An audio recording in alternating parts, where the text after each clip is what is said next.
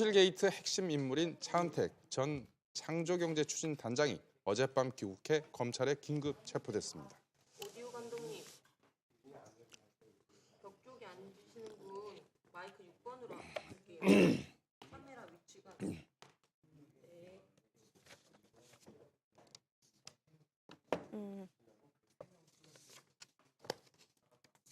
네. 네. 아.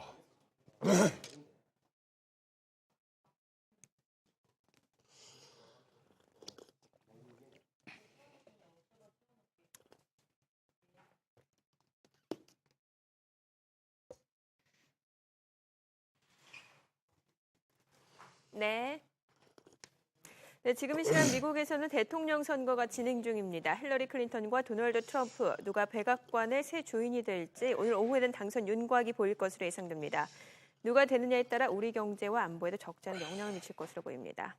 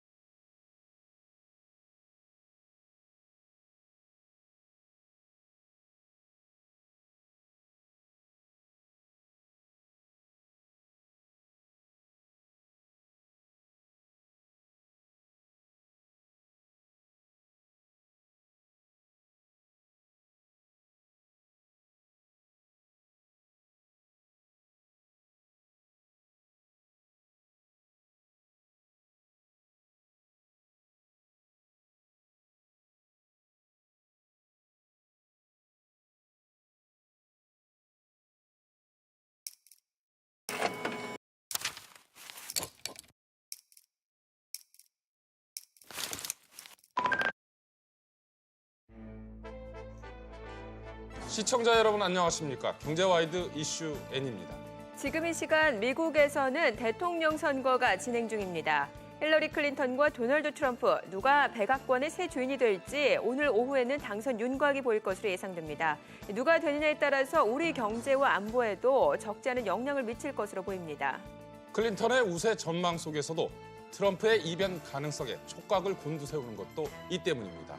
오늘 이슈에는 미국 현지를 연결해 현장 분위기 살펴보고 시시각각 선거 진행 상황과 출구 조사 결과를 분석합니다. 먼저 이 시각 헤드라인부터 확인하시죠. 최순실 게이트 핵심 인물인 차은택 전 창조경제추진단장이 어젯밤 귀국해 검찰에 긴급 체포됐습니다. 박근혜 대통령이 국회에서 새 총리를 추천해주면 내각을 통할할 수 있게 하겠다고 밝혔습니다. 야권은 대통령이 이선 후퇴 뜻을 보다 더 분명히 하라고 맞서면서 논란이 계속되고 있습니다. 박근혜 대통령이 올해 에이펙 회의에 참석하지 않기로 했습니다. 에이펙 정상회의가 시작된 이래 우리나라 정상이 불참하는 것은 이번이 처음입니다. 미국의 대통령 선거가 실시되고 있습니다. 당선자 윤곽은 정오를 전후에 드러날 전망입니다.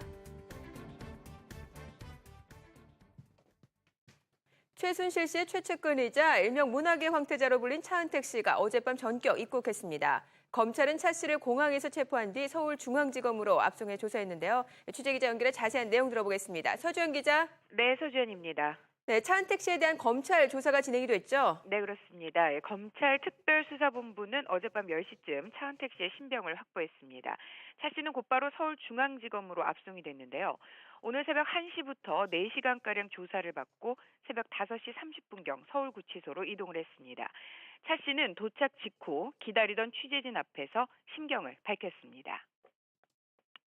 네, 진심으로 제가 무리를 일으켜드려 너무나 죄송하고 깊이 반성하고 있습니다. 검찰 조사에 정말 성실히 응하겠습니다. 차 씨는 자신이 운영하던 광고 회사에 수억 원대의 자금을 횡령하고 안종범 전 청와대 정책조정 수석 등과 공모해서 포스코 계열 광고 회사 포레카의 지분 강탈을 시도한 혐의를 받고 있습니다. 검찰은 차 씨가 공무원에 대한 청탁 대가로 업계 관계자들로부터 금품을 받았는지 여부도 추궁하고 있는 것으로 알려졌습니다. 또 현 정부 비선 실세로 지목된 최순실 씨와 함께 각종 국정 현안에 개입하고 영향력을 행사했다는 국정농단 의혹도 조사 대상입니다. 차 씨는 최 씨의 영향력을 등에 업고 정부의 문화정책을 좌지우지한 것으로 알려져 있습니다. 2019년까지 모두 7천억 원의 예산이 책정된 문화창조 융합벨트 등 정부 사업을 사실상 독식하고 자신이 실소유한 광고업체를 통해 대기업과 공공기관의 광고를 싹쓸이 하는 등 불법과 편법으로 사익을 챙겼다는 의혹이 제기되고 있습니다. 검찰은 차 씨의 추가 혐의 등을 조사한 뒤에 조만간 구속영장을 청구할 방침입니다. 네, 서 기자, 최순실 게이트 관련해서 국회 추천 총리 수용이 새 국면을 맞고 있죠? 네, 그렇습니다. 어제 대통령이 국회를 방문해 김병준 국무총리 지명을 사실상 철회하고 국회가 새 총리를 여야 합의로 추천해달라는 입장을 밝혔는데요. 이처럼 한 발짝 물러나는 상황이 나오면서 한 치 앞도 보이지 않던 정국이 풀려갈 실마리를 찾고 있다는 분석입니다. 그러나 여야의 입장차는 여전해서 출구까지는 계속 진통이 예상됩니다. 새누리당은 대통령의 제안을 환영하면서 여야 협의에 착수할 것을 촉구하고 나섰지만 야권은 여전히 미흡한 불통 정치라면서 완전한 이선 후퇴를 약속하라고 요구하며 국회 추천 총리 협의를 위한 공식 협상 테이블은 아직 열리지 않고 있습니다. 대통령은 어제 국회에서 정세균 국회의장을 만나서 국회에서 여야 합의로 총리에 좋은 분을 추천해 주신다면 그분을 총리로 임명해 실질적으로 내각을 통할해 나가도록 하겠다고 말했는데요. 야당에서 반발해온 김병준 카드를 지명 6일 만에 사실상 철회하고 야권이 원하는 총리를 지명할 수 있다는 뜻을 시사한 겁니다. 이에 대해 정 의장은 국회가 적임자 추천을 하면 임명을 하고 권한을 부여해야 하며 차후 권한 부여에 대한 논란이 없도록 깔끔히 정리해 주셨으면 좋겠다고 요청했습니다. 지금까지 보도국에서 전해드렸습니다.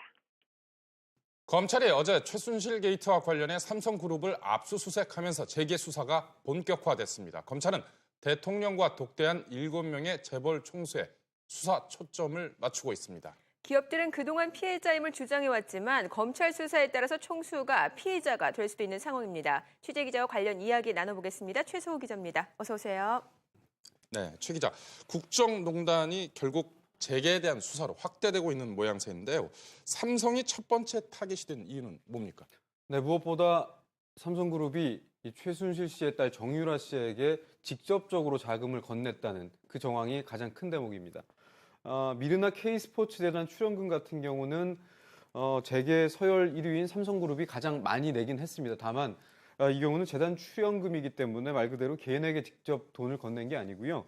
기업들이 공익적 목적이라는 이유를 수사 과정에서 둘러댈 여지가 있습니다.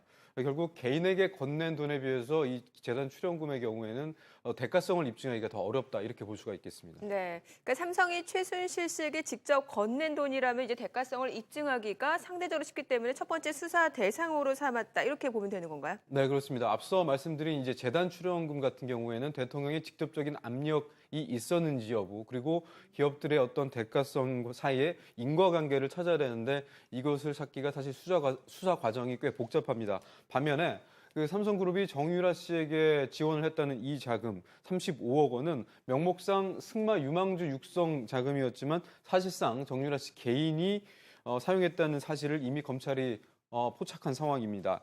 검찰이 삼성그룹이 청탁이나 어떤 특혜를 바라고 최 씨 측에 돈을 건넸다는 혐의를 입증하기가 상대적으로 쉬운 건데요. 검찰은 구체적으로 지난 2014년 삼성그룹과 하나그룹 간에 이루어진 방산산업 빅딜 과정에 최 씨가 개입했고 그 대가로 삼성에서 정유라 씨를 지원했다라고 보고 있습니다. 네. 국민들 시각은 사실은 삼성뿐이겠냐? 다른 재벌들도 개인적으로 좀 지원한 부분이 있지 않겠냐 이런 의혹이 있습니다만 네. 어쨌든 현재로선 삼성그룹이 유일한 것이죠. 네, 개인에게 직접 건넨 경우는 지금 밝혀진 거는 삼성이 유일합니다.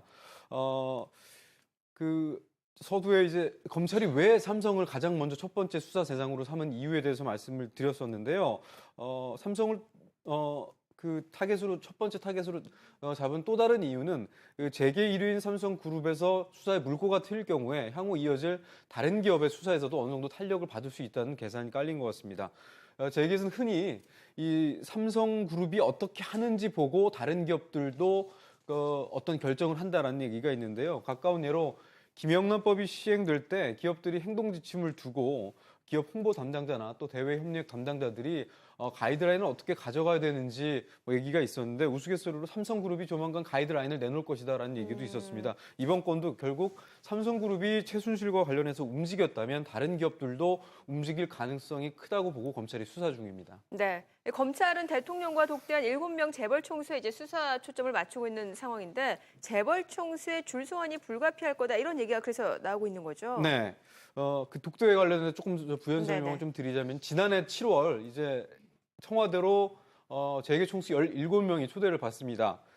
창조 혁신센터 건립을 축하하고 또 기업들을 독려하기 위한 건데요. 이 공식 행사 이후에 7명이 이제 따로 초대를 받았고요. 그 독대가 이루어진 시점에 이 개별 기업들이 경영권 승계 또는 경영권 분쟁 그리고 총수의 사면 문제까지 아쉬운 구석이 하나둘씩 있었다는 점 때문에 이 같은 의혹이 계속 제기되고 있었는데요. 검찰이 이와 관련해서 전경련 관계자와 해당 기업의 임원들을 차례로 조사를 했지만 사안의 성격상 재벌 총수의 직접적인 조사가 불가피하다는 지적입니다. 네, 롯데 신동빈 회장 같은 경우에는 뭐 수사 앞두고 만났는지 안 만났는지 해명도 아주 애매모호한 상황이에요. 이렇게 재벌 총수와 대통령과 독대 이 여러 가지 의혹을 불러일으킨 이유 어디에 있나요? 네, 이 독대 자체를 놓고도 사실 그 오고 간 내용을 떠나서 이 독대했다는 자체만으로도 굉장히 지금 의혹이 불거지고 있는 네네. 상황인데요. 이 아무래도 만난 시점 그리고 이 독대라는 만남의 형식 때문입니다.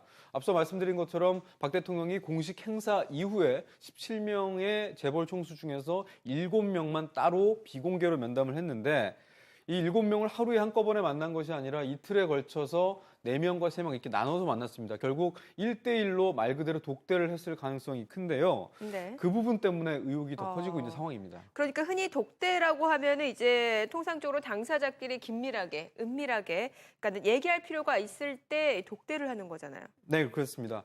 그 의혹이 제기되고 있는 것처럼 네. 양측이 모종의 거래가 오고 갔다면 1대 다의 만남보다는 1대1의 만남이 오히려 모양새가 자연스러웠겠죠. 네네. 타기업이 배석할 경우에는 사실 민감한 얘기를 꺼내기가 쉽지 않을 거고요. 특히 그렇죠. 돈 얘기가 오고 갔다면 더더욱 그럴 겁니다.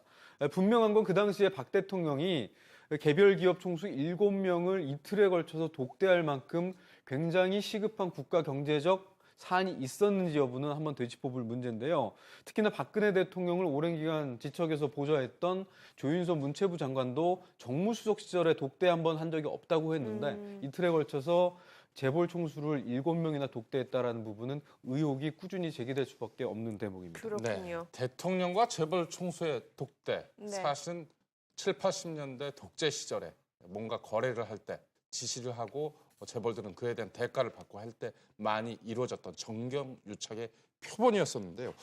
그렇다면 이번에 받고 있는 어떤 의혹들, 이것에 대한 수사, 핵심은 어떤 것일까요?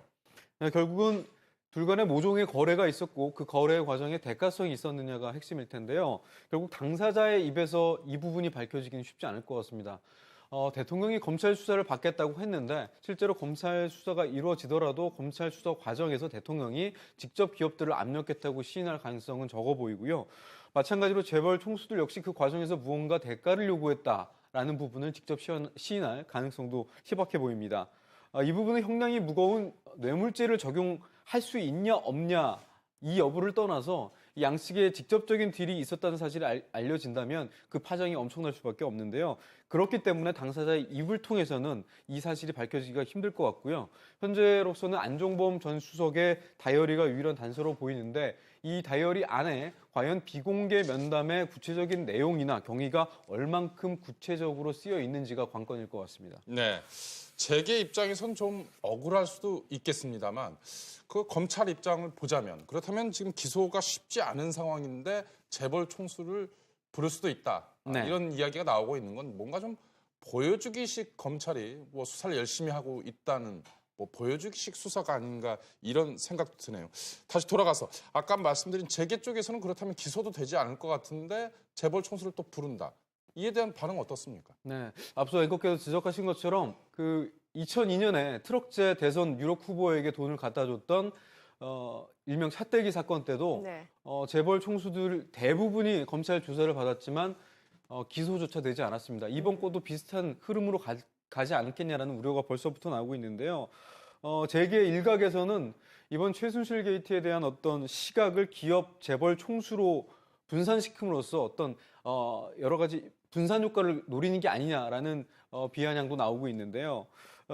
기업의 입장에서는 정권의 칼날을 피하기 위해서 보험성 자금 지원이었는데 검찰의 수사 방향이 대가성 지원 여부로 전환되는 데에 대해서 여러 가지 우려감을 나타내고 있습니다. 하지만 기업들이 주장하는 것처럼 이 대가성을 입증하기 힘든 일종의 보험금 성격이라는 기업의 주장을 10분 감안하더라도 과연 그 보험금의 직접적인 수혜자가 누구인지는 한번 짚어볼 필요가 있을 것 같은데요. 대통령이 사과문에서 이 선의의 도움이라고 표현한 이 부분이 결국에는 그 직접적인 보험금의 수혜 당사자는 재벌 당사자 그리고 권력에 기댄 비선 실세 그 이상 그 이하도 아니라고 봅니다. 네, 최소호 기자 오늘 얘기 잘 들었습니다.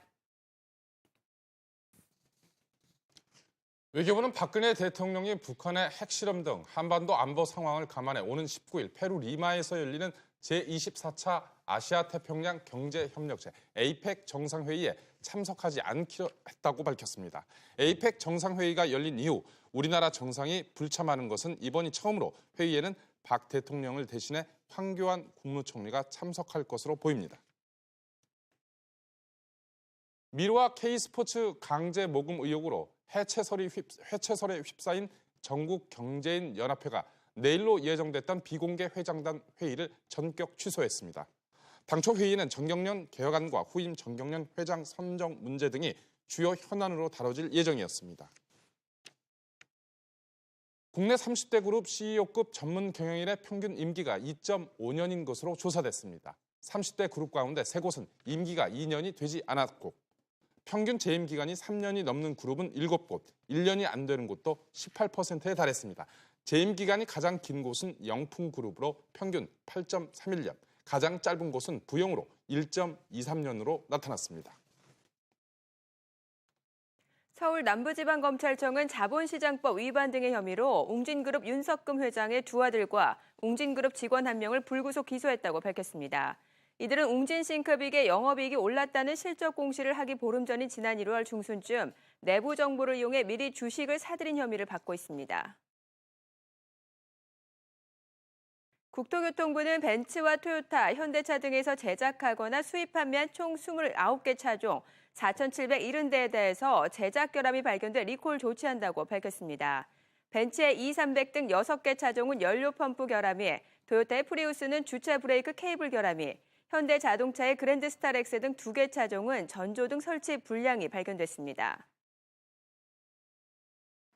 이란이 경제 제재 후 처음으로 프랑스와 중국의 대표 에너지 회사와 손잡고 가스전 개발에 나섭니다. 이란의 국영석유회사 NIOC는 프랑스 석유회사 토탈과 중국 국영석유회사 중국 석유 천연가스 집단 CNPC와 이란 남부 사우스 파르스 가스전을 함께 개발하는 합작회사를 설립하는 데 합의했습니다.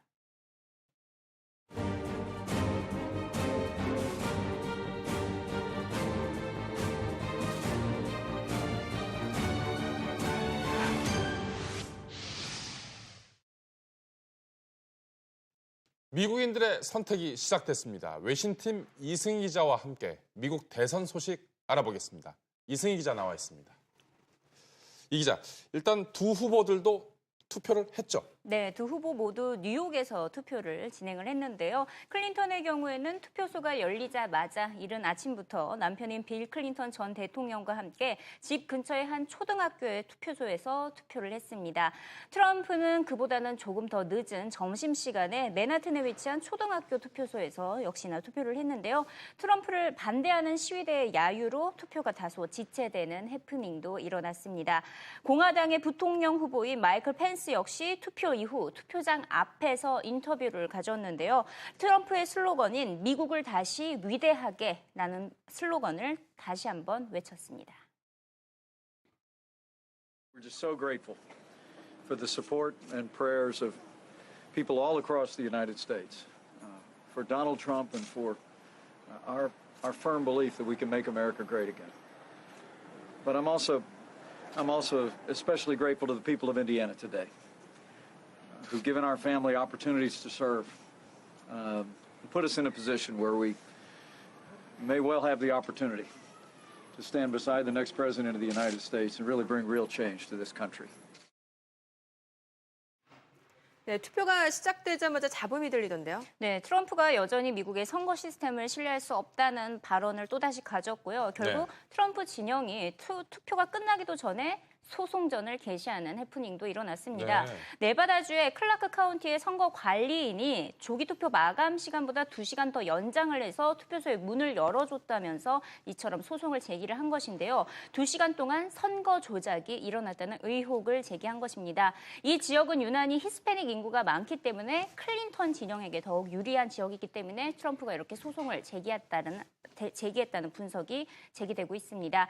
트럼프는 마지막 유세에서도 이 같은 부패한 정치 상황에서 벗어나야 한다고 강조했습니다. There is one core question for you to consider. Do you want America to be ruled by the corrupt political class? Or do you want America to be ruled by you, the people? That's what it is, by the people. 네, 이 트럼프가 부패 정치를 비판하는 거 보니까 좀 어색하네요.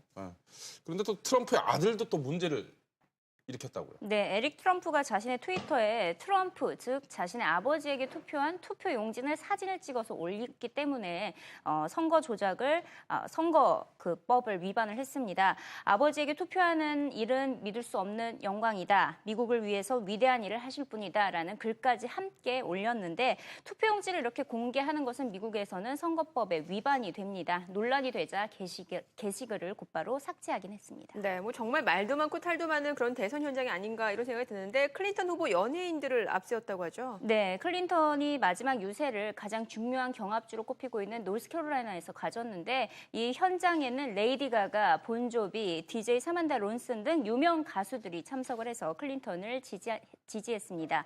클린턴 후보는 모든 미국인들의 대통령이 되겠다고 주장을 했고요. 벽이 아닌 다리를 놓겠다라고 표현을 하면서 화합의 미래로 가자는 메시지를 강조했습니다.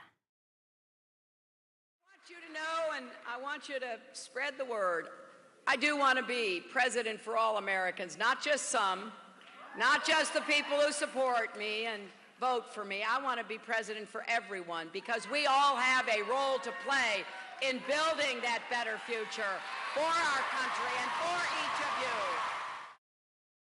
기자, 이 사전 투표 결과 나왔나요? 네, 역대 최고 투표율이 나왔습니다. 네. 특히 이 사전 투표율을 당별로 분석을 했을 때 민주당이 42%, 공화당이 32%로 민주당이 소폭 더 앞서고 있는 것으로 나타났고요. 특히 히스패닉 유권자가 급증을 했기 때문에 클린턴에게 더 유리한 판도가 흘러가고 있습니다. 하지만 흑인 유권자의 경우에는 지난 2012년 대선보다는 5%포인트 감소한 것으로 나타났습니다. 네, 이제 출구조사 결과가 줄줄이 발표될 텐데 지금까지 전해진 소식이 있습니까? 먼저 미국 대통령 선거의 첫 투표가 뉴햄프셔 북부에 있는 산골 3개의 마을에서 실시가 됐는데 이 3곳에서 트럼프가 전반적으로는 앞선 것으로 나타났습니다. 네. 하지만 이 3개의 마을 중 하나가 딕스빌 노치라는 마을이 있습니다. 대선 풍향계 지역이다라고 불리고 있는데 딕스빌 노치의 결과가 이렇게 중요한 것은 지금 4번의 대선 중 3번의 대선 결과와 이 지역의 결과가 일치를 해왔기 때문입니다.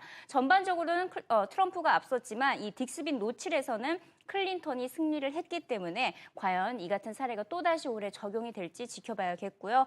CNBC에서는 전 뉴햄프셔주 상원의원과 인터뷰를 가졌는데 결과적으로 뉴햄프셔는 트럼프가 우승할 가능성이 높다라고 봤지만 전체 50개의 주를 봤을 때는 근소한 차이의 박빙이 예상된다고 내다봤습니다. This race is up in the air, but I do think Trump has a heavy lift here because there's going to be a fairly significant vote for the Libertarian, as the major newspaper in the state has endorsed the Libertarian. That means every Libertarian vote is essentially a Trump vote. So he's got to overcome that. The polls are close and the turnout is huge. So I suspect this is going to be a very close election.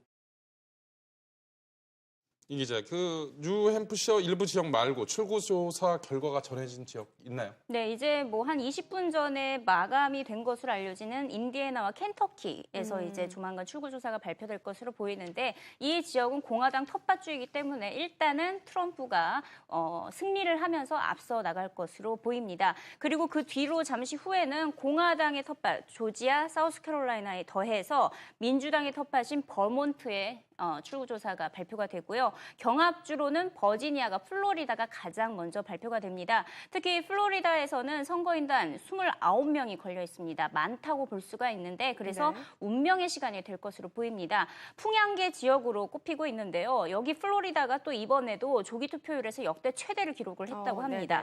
플로리다로 한다면 미국의 남부에 위치해 있기 때문에 히스패닉 유권자가 정말 많은데요. 지난 대선보다 이 참여했던 히스패닉 유권자가 140% 가까이 급증을 했다고 합니다. 이에 따라 클린턴에게 매우 유리할 것으로 예상이 되고 있고 현재 투표 수로 알아봤을 때도 플로리다주에서는 클린턴 후보가 한 30만 표 정도 앞서고 있는 것으로 알려지고 있습니다.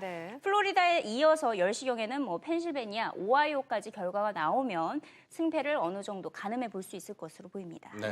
가장 중요한 경합주로는 노스캐롤라이나가 거론이 되고 있죠. 네, 최대 승부처가 될 것으로 보이는데요. 우리 시간 한 10시쯤이면 이 노스캐롤라이나 지역에서의 출구조사 결과가 발표가 됩니다. 선거인단이 15명인데 누가 확보하느냐가 정말 중요한 지역입니다. 역사적으로 민주당과 공화당이 치열한 접전을 펼쳤던 지역이기 때문입니다. 노스캐롤라이나주 선거관리위원회 관계자는 활발한 투표, 높은 투표율이 기대된다고 내다봤습니다. We had long lines this morning in some areas. People are excited. People are out there voting. It's a good day for North Carolina, and we hope people keep voting the rest of the day. 네, 이제 두 후보 결과만 기다리고 있을 텐데요. 네, 아무래도 이제 우리 시간으로는 점심 식사 다 마치고 오셔서 오후 1시쯤이면 최종 결과를 알 수 있을 것으로 보이고요. 지금 두 후보도 뉴욕에서 동시에 결과를 기다리고 있습니다. 트럼프의 경우에는 타임스퀘어 힐튼 호텔에서, 클린턴은 유리창으로 둘러싼 맨하튼의 제비 스퀘어에서 관전할 예정인데요. 특히 클린턴은 유리천장을 깨겠다라고 계속 주장을 해왔죠. 그래서 일부러 유리창으로 둘러싸인 홀을 선택을 했다고 합니다. CNN 측에서는 일단 클린턴이 91%로 우승할 확률이 가장 높다고 보도하고 있습니다. 네, 잠시 후에는 각 주별 출구조사 결과를 이승희 기자가 생중계해드립니다. 네, 이번에는 미국 현지 연결해 보겠습니다. 미국 공화당의 전당대회 마지막 날이죠. 연단에 올라서 트럼프 지지 찬조 연설에 나선 걸로 유명합니다. 당시 리사 신 박사의 연설 영상부터 확인해 보죠. She represents everything that is wrong with the system.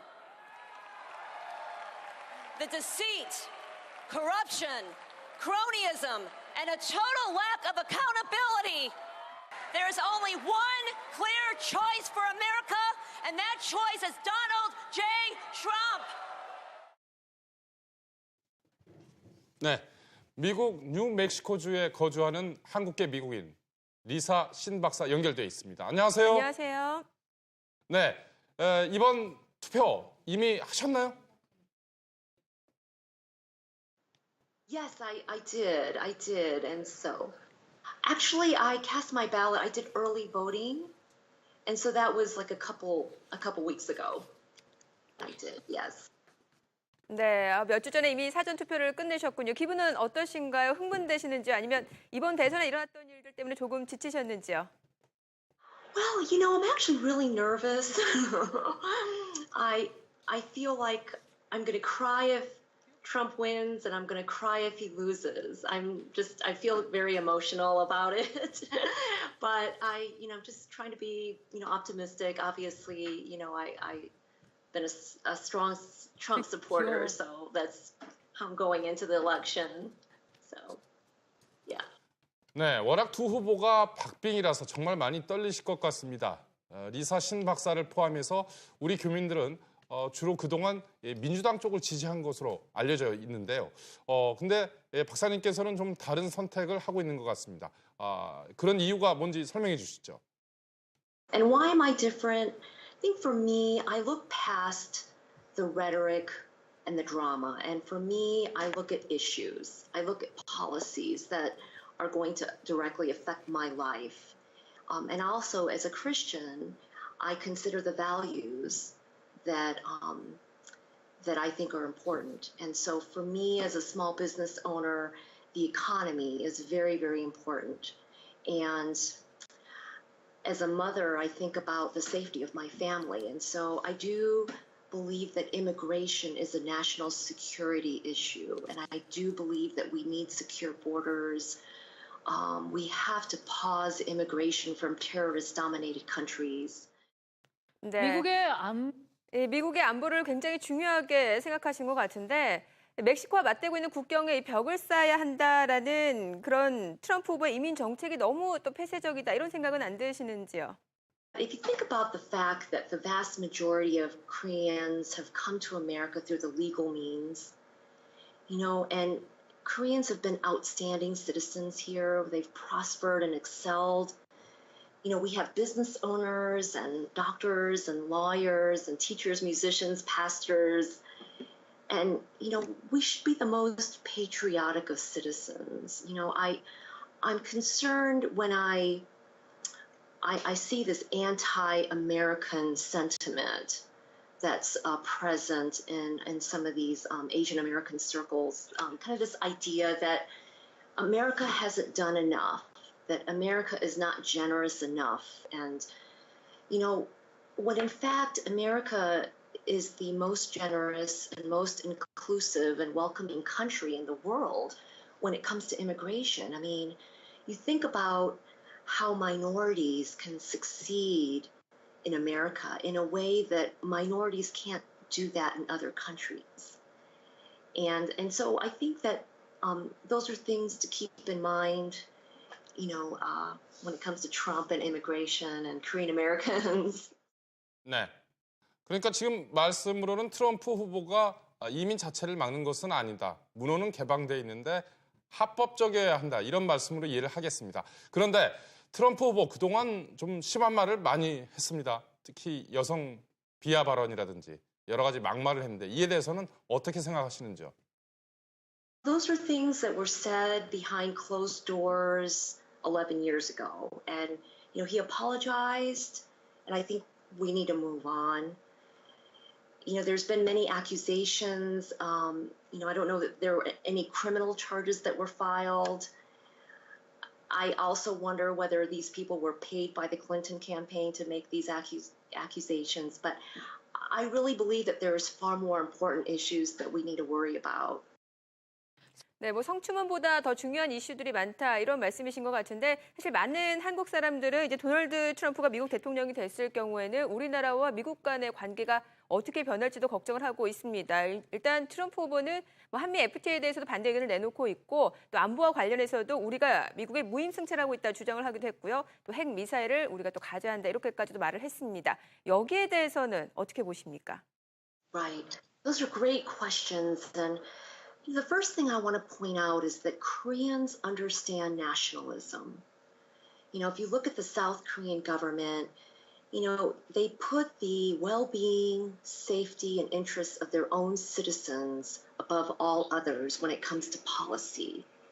And so the unexpected rise of Trump shows us that Americans want the same mindset with our leaders too. We want some of that nationalistic America first mindset. And Trump is a master negotiator, and I believe that we can work together towards better trade agreements that are mutually beneficial, and that we can maintain diplomacy between countries.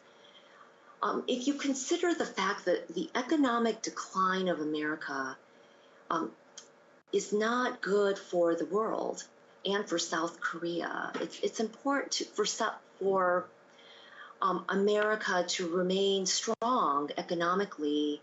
I think that would benefit South Korea as well. Also, I do believe that the U.S. presence in South Korea is critical for the stability of the region. And we have to maintain a strong U.S.-South Korean alliance. But my question is, would it be better if South Korea worked towards becoming less dependent on the U.S. for their own defense? Would not South Korea be stronger, more dignified and respected if it didn't have to rely on another country's military? I think if that were the case, then there wouldn't be this uncertainty with each new U.S. administration. 네, 멀리서 시차도인데 전화 연결 응해 주셔서 고맙습니다. 말씀 잘 들었습니다. 네, 이제 미국 대선 그동안의 1년의 대장정 마무리하고 이제 주사위는 던져진 셈입니다. 이제 네. 결과만 남겨놓고 있습니다. 네, 이제 곧 새 백악관 주인이 가려지게 되는데요. 자세한 이야기 김민데일리 폴리 정치연구소 소장, 유동원 키움증권 팀장, 최요한 경제평론가와 이야기 나눠보겠습니다. 어서 오세요. 네, 반갑습니다. 안녕하십니까? 안녕하세요. 먼저 김민 소장님, 지금 투표 초반에 여러 가지 다양한 소식들이 벌써 전해지고 있습니다. 뉴햄프셔 초반에는 트럼프가 일부 조그만 선거구 좀 앞서가고 있다. 또 트럼프 아들이 또 뭔가 문제를 일으켰다. 그리고 벌써부터 소송 제기하려고 한다. 이런 여러 가지 얘기를 나오고 있습니다. 초반 어떻게 보십니까? 예, 그렇습니다. 첫 개표 지역인 뉴햄프셔 산골 마을이죠. 이 세 곳에서 트럼프가 32표, 힐러리가 25표로 트럼프가 승리를 했습니다. 그다음에 좀 전에 말씀하신 그 트럼프 아들의 투표 용지 SNS 공개는 이것은 한국이든 미국이든 선거법 위반으로 알고 있습니다. 별로 모양새가 좋지 않고요. 그다음에 선거 전에 소송을 결국 기각을 당했다라는 것은 소송을 했다는 것 자체가 상식적으로 이해가 되지 않습니다. 네. 알겠습니다. 힐러리와 트럼프 두 후보 그동안 지지율이 격차 좀 나다가 막판에 좀 많이 좁혀지면서 혼전 양상이었어요. 그러다가 지금 보면은 각종 여론조사, 선거 하루 앞둔 여론조사에 따라서는 좀 왔다 갔다 하는 것 같습니다. 전반적으로 이 트럼프 후보와 이 힐러리 후보 간극이 좀 좁혀진 것은 맞는 것 같은데 어떻게 보십니까? 예, 그렇습니다. 그렇지만 두 후보 모두 그 매직 넘버인 270에는 턱없이 못 미치는 숫자입니다. 그리고 FBI 재수사 발표 이후 경합주가 10주에서 13곳으로 증가를 했고요. 결국 발등에 불 떨어진 힐러리가 최근에 그 스타 군단 모든 지원군을 총동원해서 버락 오바마까지 동원을 해서 총 그 공세를 하지 않았습니까? 어떻게 보면 반해서 그 트럼프는 처음부터 지금까지 홀로 아주 원맨쇼를 하면서 외로운 싸움을 진행해 왔습니다. 네. 제가 문득 이런 질문 한번 던져보고 싶습니다. 그 국가대표 축구 선수가 가장 두려워하는 상대가 누군지 아십니까? 국가대표 축구 선수가 누굴 두려워할까요? 글쎄요.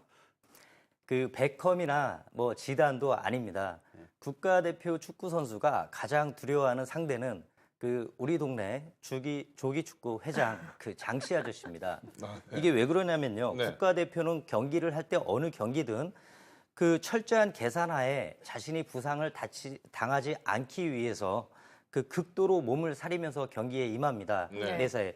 그렇지만 우리 동네 그 조기축구 장씨 아저씨 같은 경우에는 국가대표 축구 선수와 경기를 한번 해본다는 것에 목숨을 거는 거죠. 아주 인생을 걸어버린 겁니다. 죽기 살기로 그렇게 달려드는 사람을 어떻게 막을 수가 있겠습니까? 저는 이것을 그동안의 긴 여정에서 트럼프와 힐러리를 비유해서 이렇게 말씀을 드려봤습니다. 네, 알겠습니다. 대선을 앞두고 지금 클린턴 후보 같은 경우는 이메일 스캔들 재수사 소식까지 거기다 이제 FBI 측 다시 무혐의 결정까지 내렸습니다. 정말 많은 이슈가 있었는데 그동안의 뉴욕 증시, 국내 증시 흐름을 좀 짚어봐야겠죠. 간단하게 짚어드리기가 어렵죠. 너무 이벤트들이 많았습니다. 보시면 그 대선 후보들이 3번에 걸친 토론이 있었죠. 10월 28일 전에. 이때는 이제 클린턴이 이길 가능성이 높아지면서 증시가 상승하는 모습을 보여줬었습니다. 근데 갑자기 10월 28일 날 힐러리 클린턴 이메일 재조사 소식이 나오자마자 또 증시는 계속 하락하는 추세를 보였고요. S&P를 놓고 보시면 9일 연장으로 계속 하락하는 모습. 이거는 뭐 거의 36년 만에 처음 있는 그런 모습이었다고 판단이 됩니다. 네. 근데 또 이번 주에 들어서는 얼마 전에 나왔던 뉴스가 이제 클린턴 이메일 무혐의 처리가 되는 그런 현상이 나오면서 또 지난 이틀 동안에 가장 큰 폭의 상승을 보여주는 미국 시장이 되겠습니다. 이렇게 그 정치적인 이슈 때문에 시장이 계속 영향을 받는 것이 지금 뭐 그 이유를 생각해 보면 그만큼 그 트럼프가 대선 주자로서 이겼을 때 불확실성이 크게 증대가 된다 이런 부분이 되겠습니다. 그리고 또 하나를 보면 아무래도 이제 클린턴의 인기도 그렇게 높지 않다는 것이 우려스럽다는 부분이 되겠죠. 그래서 트럼프의 신뢰도도 낮고 뭐 트럼프의 인기도 그렇게 높은 것이 아니고 그래서 정말 뭐 정확한 방향성이 안 보이는 그런 상황이기 때문에 불안한 심리가 지금 상존한다 생각하시면 될 것 같습니다. 네. 최 평론가님. 미국 대선 주마다 투표 시간이 다른 것 같습니다. 뭐 시간차 때문인지 모르겠는데요. 이 50개 주 전역의 투표 일정 어떻습니까? 이게 우리나라 같은 경우는 나라가 작으니까 한꺼번에 딱 시작해서 시작, 끝 이렇게 딱 되는데 미국 같은 나라는 워낙 땅덩이가 넓으니까 동부부터 시작해가지고 2시간, 3시간 단위로 시작해서 2시간, 3시간 단위로 끝나는 거예요. 당연한 것이고 어느 나라 다 마찬가지인데 지금 보니까 9시부터 30분 간격으로 플로리다, 오하이오, 펜실베니아 출구 조사가 연이어 발표했는데 여기가 가장 이렇게 가장 중요한 데인데 여기서부터 차라리 이제 동부부터 쭉 시작돼가지고 끝나게 되는 것이죠. 근데 이제 우리 그 시청자 여러분께서 다 보셨겠지만 어딥니까 딕스빌 노치를 보면 조그만 데서부터 시작을 했어요. 아주 조그만 데서부터 시작해서 전차적으로 선거가 개표가 지금 되고 있는데 지금 그와 마찬가지로 지금까지 미국 대통령 선거 과정은 각 당별 전당대회라든지 선거인단 선출이라든지 대선 투표까지 이런 이제 1년여 동안 얼마나 오랫동안 노력을 해왔겠습니까? 지금 맨 처음 시작하는데 그거 한 말씀만 드릴게요. 딕스빌 노치가 1960년 이후 50년 넘게 여기 맨 처음 제일 먼저 시작을 한 데고 여기서 잡는 곳이 바로 백악관 들어간다라고 해서 신경을 많이 썼죠. 그래서 결국 클린턴이 잡게 했는데 그쪽 전체는 트럼프가 먹었다니까 왔다 갔다 하는 거예요. 지금 정신이 하나 없는 겁니다. 네. 김민수 소장님 현재 주요 경합주로 꼽히는 곳이 어디입니까? 가장 최근 CNN 보도에 의하면요, 노스캐롤라이나, 그다음에 애리조나, 플로리다, 아이오와, 그다음에 오하이오 이 5개 지역입니다. 이게 우리나라로 따지면 충청도와 비슷한 지역이라고 볼 수 있습니다. 그냥 속을 알 수 없는 지역이죠. 그동안 공화당, 민주당의 지지가 여러 번 번복됐던 지역입니다. 대체적으로 그 후보 간 지지율은 1% 이내 초접점 양상을 띠고 있고요. 주요 경합 지역에서는 대부분 1% 이내입니다. 그나마 노스캐롤라이나에서 힐러리가 2포인트가량 앞서고 있는 상황입니다. 이 평론가님, 지금 말씀 주신 경합주들 그동안 뭐 스윙 스테이트 해가지고 좀 민주공화 왔다 갔다 했던 그런 지역들 아닙니까? 예, 그렇습니다. 지금 방금 김 소장님 말씀하셨던 것처럼 노스캐롤라이나하고 플로리다, 특히 이제 플로리다, 오하이오, 펜실베니아 여기에 걸려있는 선거인단이 67명이에요. 270명이라는 그러니까 여기 과반수를 통과하는데 67명이라는 건 굉장히 큰 숫자거든요. 그렇다면 이 세 곳 중 2곳에서 이기지 못한 후보는 대통령이 된 적이 없다. 이게 1960년 이후에 공고가 된 사실이고요. 그래서 지금 굉장히 박빙한 상황에서 여러 가지 예측 시나리오들이 많이 나돌고 있습니다. 뭐 클린턴이 플로리다에서 승리한 이후 오하이오에서 가져오면 이긴다라느니 트럼프는 그 반대니 다른 이야기도 있고 여러 가지 많이 있지만 첫 번째 볼 것은 좀 이따 9시에 나왔을 플로리다에서 어떻게 될 것인가. 두 번째 볼 것은 오하이오에서 잡으면 바로미터니까 우리나라 충청도라고 중앙이죠? 예, 중앙이라고 말씀하시는데 요즘 충청도 민이 바뀌었어요. 이게 수도권을 바꿨다면 좋겠다고 생각하고요. 어쨌든 오하이오 이 두 군데 여기서 결정이 나지 않겠느냐 이런 생각이 드네요. 네, 그럼 우리 미국 생활 오래 한 미국 뉴욕파 유 팀장님께 좀 실감나는 질문 좀 해보겠습니다.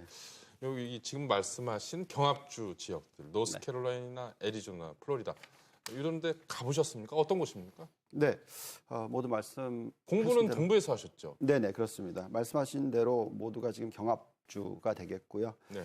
이 중에서 플로리다부터 먼저 말씀을 네. 드리면 제가 플로리다에서 뭐 중고등학교 중고등학교 플로리다에서 네, 나오셨어요? 그렇습니다. 그래서 이곳에서 잠깐 말씀을 드리면 뭐 상당히 더운 지방이고요. 네. 뭐 거의 여름과 가을밖에 없는 지방. 그리고 이게 흑인들과 스페닉계가 상당히 비중이 높습니다. 네. 1,600만 중에서 흑인이 15% 그리고 스페닉계가 17%나 됩니다. 그 쿠바 출신 분들 정말 많나요? 네, 많습니다. 네. 상당히 네. 많습니다. 네. 축구를 또 사랑하고요. 미국 네. 별로 축구 안 좋아하는데 네. 네, 축구를 사랑합니다. 그리고 또 노인 인구들이 상당히 많죠. 덥기 때문에. 그리고 또 그 유명한 디즈니 월드가 있는 네. 그런 네네. 곳이고요. 근데 중요한 부분이 이게 29개의 일렉트로 보트를 갖고 있다. 굉장히 중요한 부분이 되겠습니다. 그런데 아까 말씀드렸듯이 스페닉계가 높다 네네. 보니까 흑인계도 높다 보니까 아마도 클린턴이 이기지 않을까 조심스럽게 생각은 해봅니다. 네. 그리고 이제 다음으로는 이제 노스캐롤라이나인데 네, 노스캐롤라이나. 15개 선거인단 수를 가지고 있고요. 네. 여기서는 이제 제가 흑인 타운에서 주유소 알바 생활을 좀 노스캐롤라이나 네, 네, 네. 도시는 어디였습니까? 네, 페어팩스였던 것 같은데, 네. 네, 이쪽은 뭐 흑인들이 좀 제법 많습니다. 거의 뭐 네. 22%. 상당히 그러니까 좀 트라우마도 좀 있었던 그런 주. 마이클 조던도 이 노스캐롤라이나 주립대학 나왔죠? 네, 그렇습니다. 근데 이제 공화당 주라서 네. 혹시 트럼프가 이기지 않을까 하는데 또 흑인들이 어떻게 나올지 지켜보면서 네. 판단해야 될 것 같고요. 네. 그 이외에 이제 오하이오주, 미국의 북동부 지역이죠. 네. 정치적 성향은 거의 없다고 보시는 게 맞을 것 같고요. 네. 근데 이제 7명의 대통령이 나왔기 때문에 이 네네. 주에서 네. 굉장히 프라이드가 강하다 네. 이렇게 생각이 들고요. 네. 그 인구가 스페닉이나 아시아 인구는 거의 뭐 2%밖에 안 되는 네. 그런 정도로 보시면 될 것 같습니다. 네.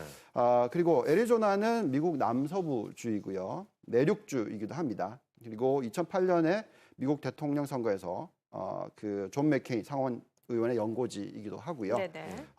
주민이 전반적으로 성향 자체가 이제 공화당 쪽에 좀 가깝습니다. 네. 그리고 서비스업이 전체 80%를 차지하고 있고요.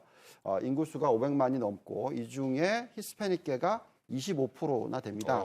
여기에 또 82%가 멕시코계. 네네. 아무래도 그렇기 또 때문에- 멕시코하고 가깝잖아요. 네, 그래서 공화당주이긴 한데 스페닉 쪽이 높아서 민주당 힐러리 클린턴이 이기지 않을까 하는 생각도 좀 듭니다. 네. 그리고 뭐 아이오와주는 뭐 수가 너무 작아서 좀 언급하기에 관심 좀 바뀌고요. 네. 여쭤보지는 않으셨지만 스윙 스테이트 중에서 하나가 펜실베니아. 네. 네, 제가 대학교 나왔던 곳. 네. 예, 트럼프가 펜실베니아 대학교 나왔죠. 네. 여기에 선거인단이 20명 정도이기 때문에 이 주가 어떻게 될지 상당히 중요할 것 같습니다. 네, 알겠습니다. 김민 소장님, 당선이 되면 반드시 이겨야 하는 주요 경합지는 어디입니까? 지금 사실 여러 지금 경합지들 저희가 얘기를 나눠보고 있는데 판도에 영향을 미칠 만한 경합지 어디라고 보시는지요?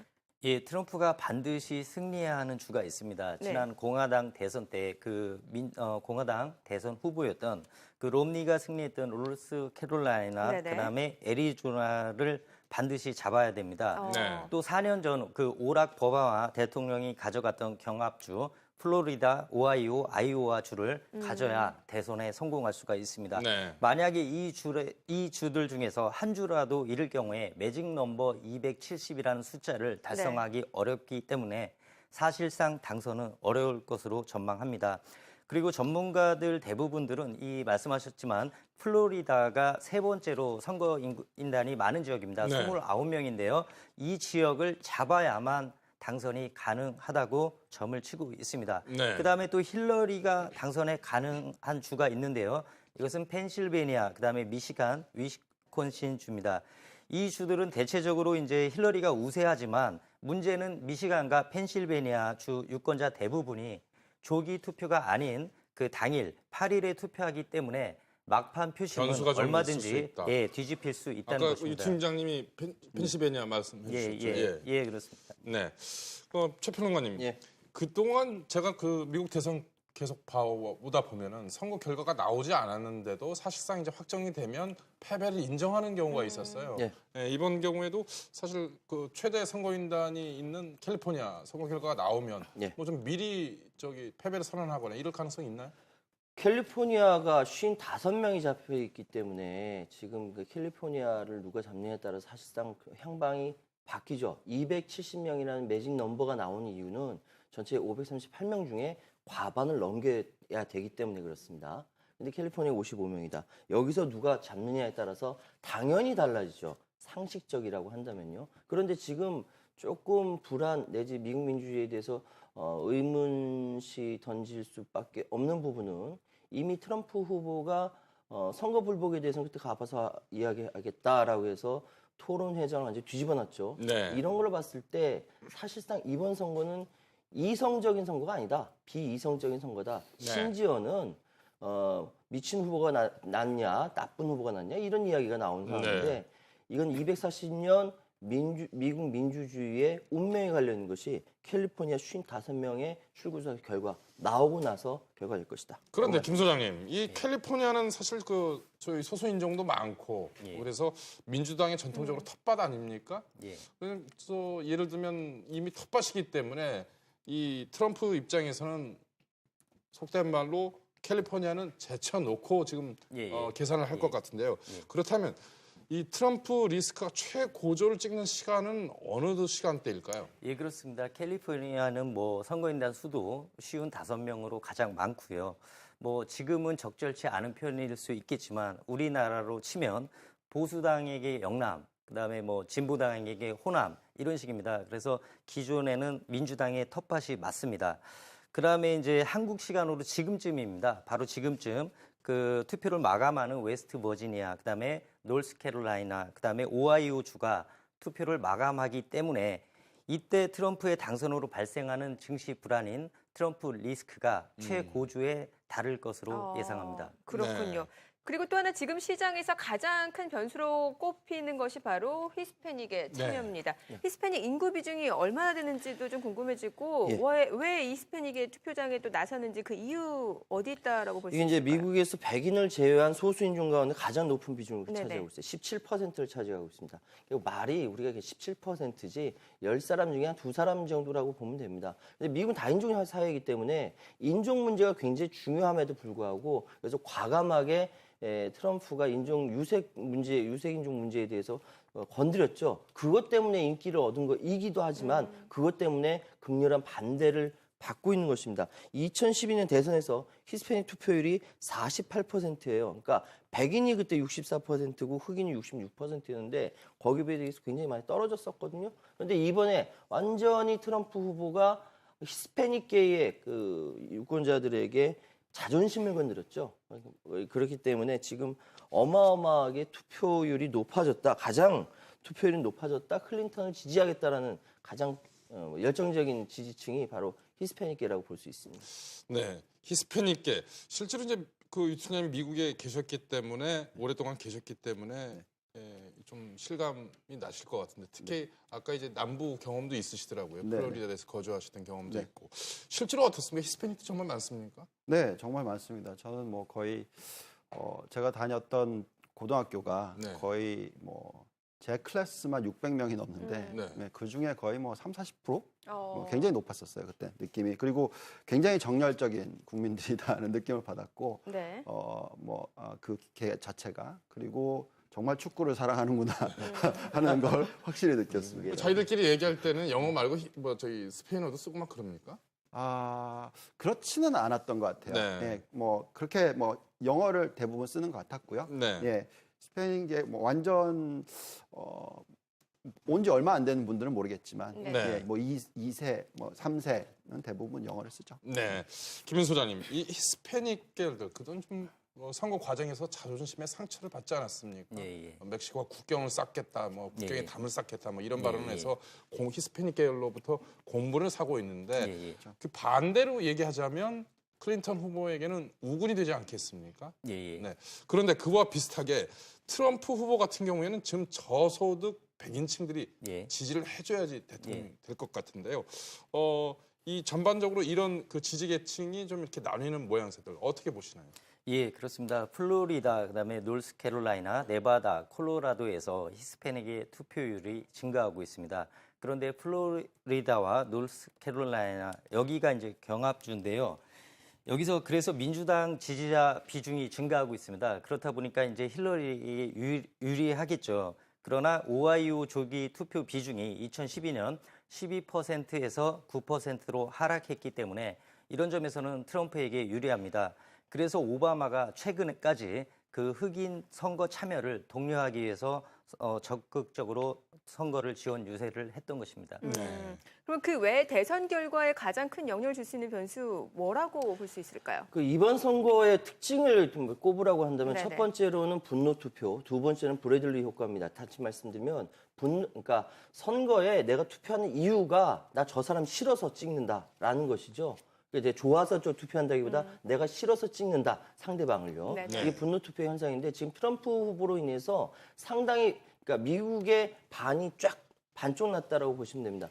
오늘 그러니까 그 트럼프 후보가 맨 처음 자신이 스스로 투표하면서 뭐라고 하면 자 이제 미국 노동자 계급의 반격의 날이 시작됐다라고 했습니다. 언제 자기가 노동자 계급을 이야기하고 그들을 위해서 일했는지 모르겠지만 계급을 선동하고 있는 상황까지 간 거예요. 미국 쫙 났다고 보시면 되는데 첫 번째 분노 투표, 두 번째는 브래들리 효과라고 82년도에 톰 브래들리가 미국 민주당의 캘리포니아 주입니까? 거기 주지사로서 당선이 거의 확정될 정도로 여론이 높았는데 나중에 뒤집어졌어요. 왜냐하면 사람들이 본심을 얘기하지 않는다는 것이죠.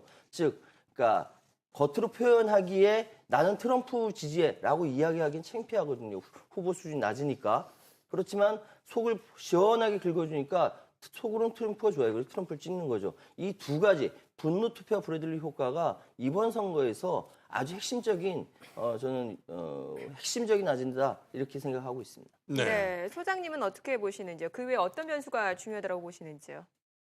저도 뭐 그 조기 투표율과 인종 투표율, 그다음에 부동층의 표심 이걸 보고 있습니다. 네. 뭐 아시다시피 조기 투표율이 사상 최고 아닙니까? 40%에 육박하고 있고요. 인종 뭐 투표율 문제도 이것은 이제 당일날 100일 투표율이 올라가면 트럼프가 당연히 유리하고요. 흑인 유색 인종 투표율이 상승하면 클린턴이 유리할 것입니다. 그다음에 이제 부동층 샤이 트럼프라고 하는데요. 뭐 이분들은 공화당 트럼프를 적극적으로 지지는 하지만 실제로 득표로 연결이 될지 속을 알 수 없기 때문에 이러한 부분들을 짚고 넘어갈 수가 있겠습니다. 네. 유 팀장님, 지금 시장이 가장 두려워하는 건 뭐라고 보십니까? 사실 뭐 지금 트럼프 진정 미치광이인가, 추세적 주기와 연결성 이런 페이퍼를 쓰셨잖아요. 많은 분들이 지금 시장 예측하기 쉽지 않기 때문에 전략 세우기도 굉장히 어려워하시는 것 같은데 금융시장 대혼돈을 지금 대비를 해야 되는 겁니까?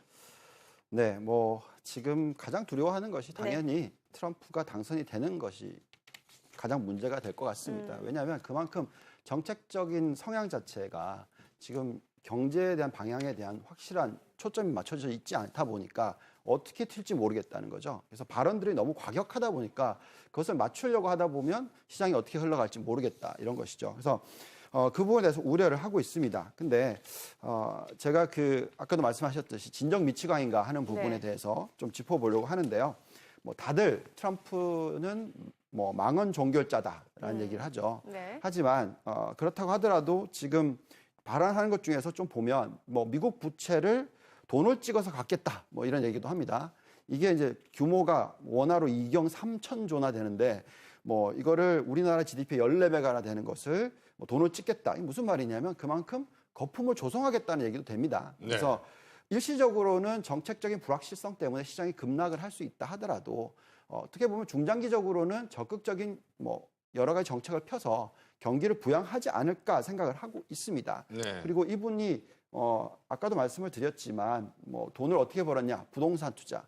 그리고 또 워튼대를 나온 사람이고요. 그렇다면 이 사람이 경제를 모르는 사람이 아니죠. 어떻게 하면 돈을 벌어야 될지 정확하게 잘 알고 있습니다. 그래서 또 얼마 전에 발표한 내용을 보면은 인프라 투자에 거의 1조 달러를 투자를 하겠다. 어마어마한 규모거든요. 그래서 사실상 들어보면은 보호무역주의 얘기를 굉장히 많이 하고 있지만 이는 당선이 되기 위해서 하는 정책들인 것 같고요. 실질적으로는 뭐 상당히 경기를 부양하지 않을까 이런 기대를 가지고 있습니다. 그래서 당선이 되면 단기적으로는 뭐 3% 내지 5%의 급락시장 나올 수 있겠지만 다시 재상승하는 시장이 나오지 않을까 이런 기대를 가져봅니다. 네, 그만큼 미국 대선 결과에 따라서 미국 시장은 물론이고 우리 금융시장도 변할 수 있다는 것이죠.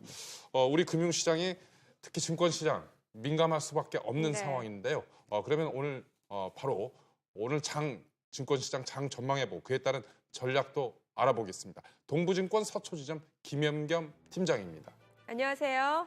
예, 안녕하세요. 네, 팀장님. 뉴욕 증시는 클린턴 당선 기대로 이틀째 상승 마감을 보였습니다.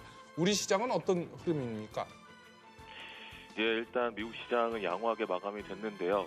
오늘 시장의 특징을 말씀을 드리면 원자재 가격의 큰 폭의 상승입니다. 물론 이제 유가와 천연가스는 해당되지 않지만 오늘 아연 가격이나 특히 니켈 가격은 어제 6%에 이어서 오늘 1% 추가적인 상승이 나타나면서 박스권을 돌파하는 움직임이 나타나고 있고요. 구리 가격 역시 급등을 하면서 최근에 박스권을 돌파하는 움직임이 나오고 있습니다. 이런 원자재 가격들의 상승의 움직임 굉장히 좀 유심히 보실 필요가 있겠는데요. 관련된 종목군들의 관심이 필요한 것 같습니다. 뭐 구리면 다들 아시다시피 대표적인 종목이 이제 풍산이라는 종목이 있겠고요. 뭐 아연이면 이제 고려 아연이 있겠고, 그다음에 관련된 니켈이면 관련된 현대 비엔지 스틸이라는 대표적인 종목들이 있는데요. 이런 원자재 관련된 종목군들 변동성이 또 클 수 있는 종목군들이기 때문에 계속적인 좀 관심이 필요하지 않을까 생각이 되고요. 일단 오늘은 뭐 9시 반에서 10시 정도가 가장 중요한 시간대가 아닌가 생각이 됩니다. 그때가 이제 미국의 경합주의 이제 결과가 나올 수 있는 그런 상황이기 때문에 일단 오늘 오전장이 굉장히 중요한 그런 분기점이 좀 될 것으로 보이고요. 거기에 있어서 이제 양호하게 우리가 기대하는 그런 쪽에 승리가 된다면 아무래도 관련된 그런 정책을 내세우는 뭐 신재생에너지, 최근에 뭐 OCI나 뭐 하나케미칼 이런 신재생에너지 주가들의 움직임이 굉장히 좋죠. 이런 종목군들도 계속해서 좀 유심히 바라보는 그런 투자 전략이 필요할 것 같습니다. 가장 큰 틀에서는 9시 반 10시에 그때 결과 이후에 시장을 좀 놓고 판단을 하셔야 될 것 같고요.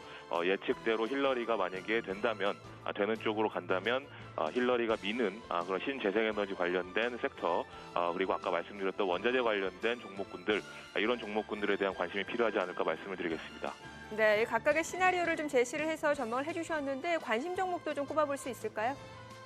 예, 아까 말씀드렸듯이 오늘 니켈 가격이 굉장히 급등을 했습니다. 관련된 현대 비엔지 스틸 좀 잘 보시면 좋지 않을까 말씀을 드리겠습니다.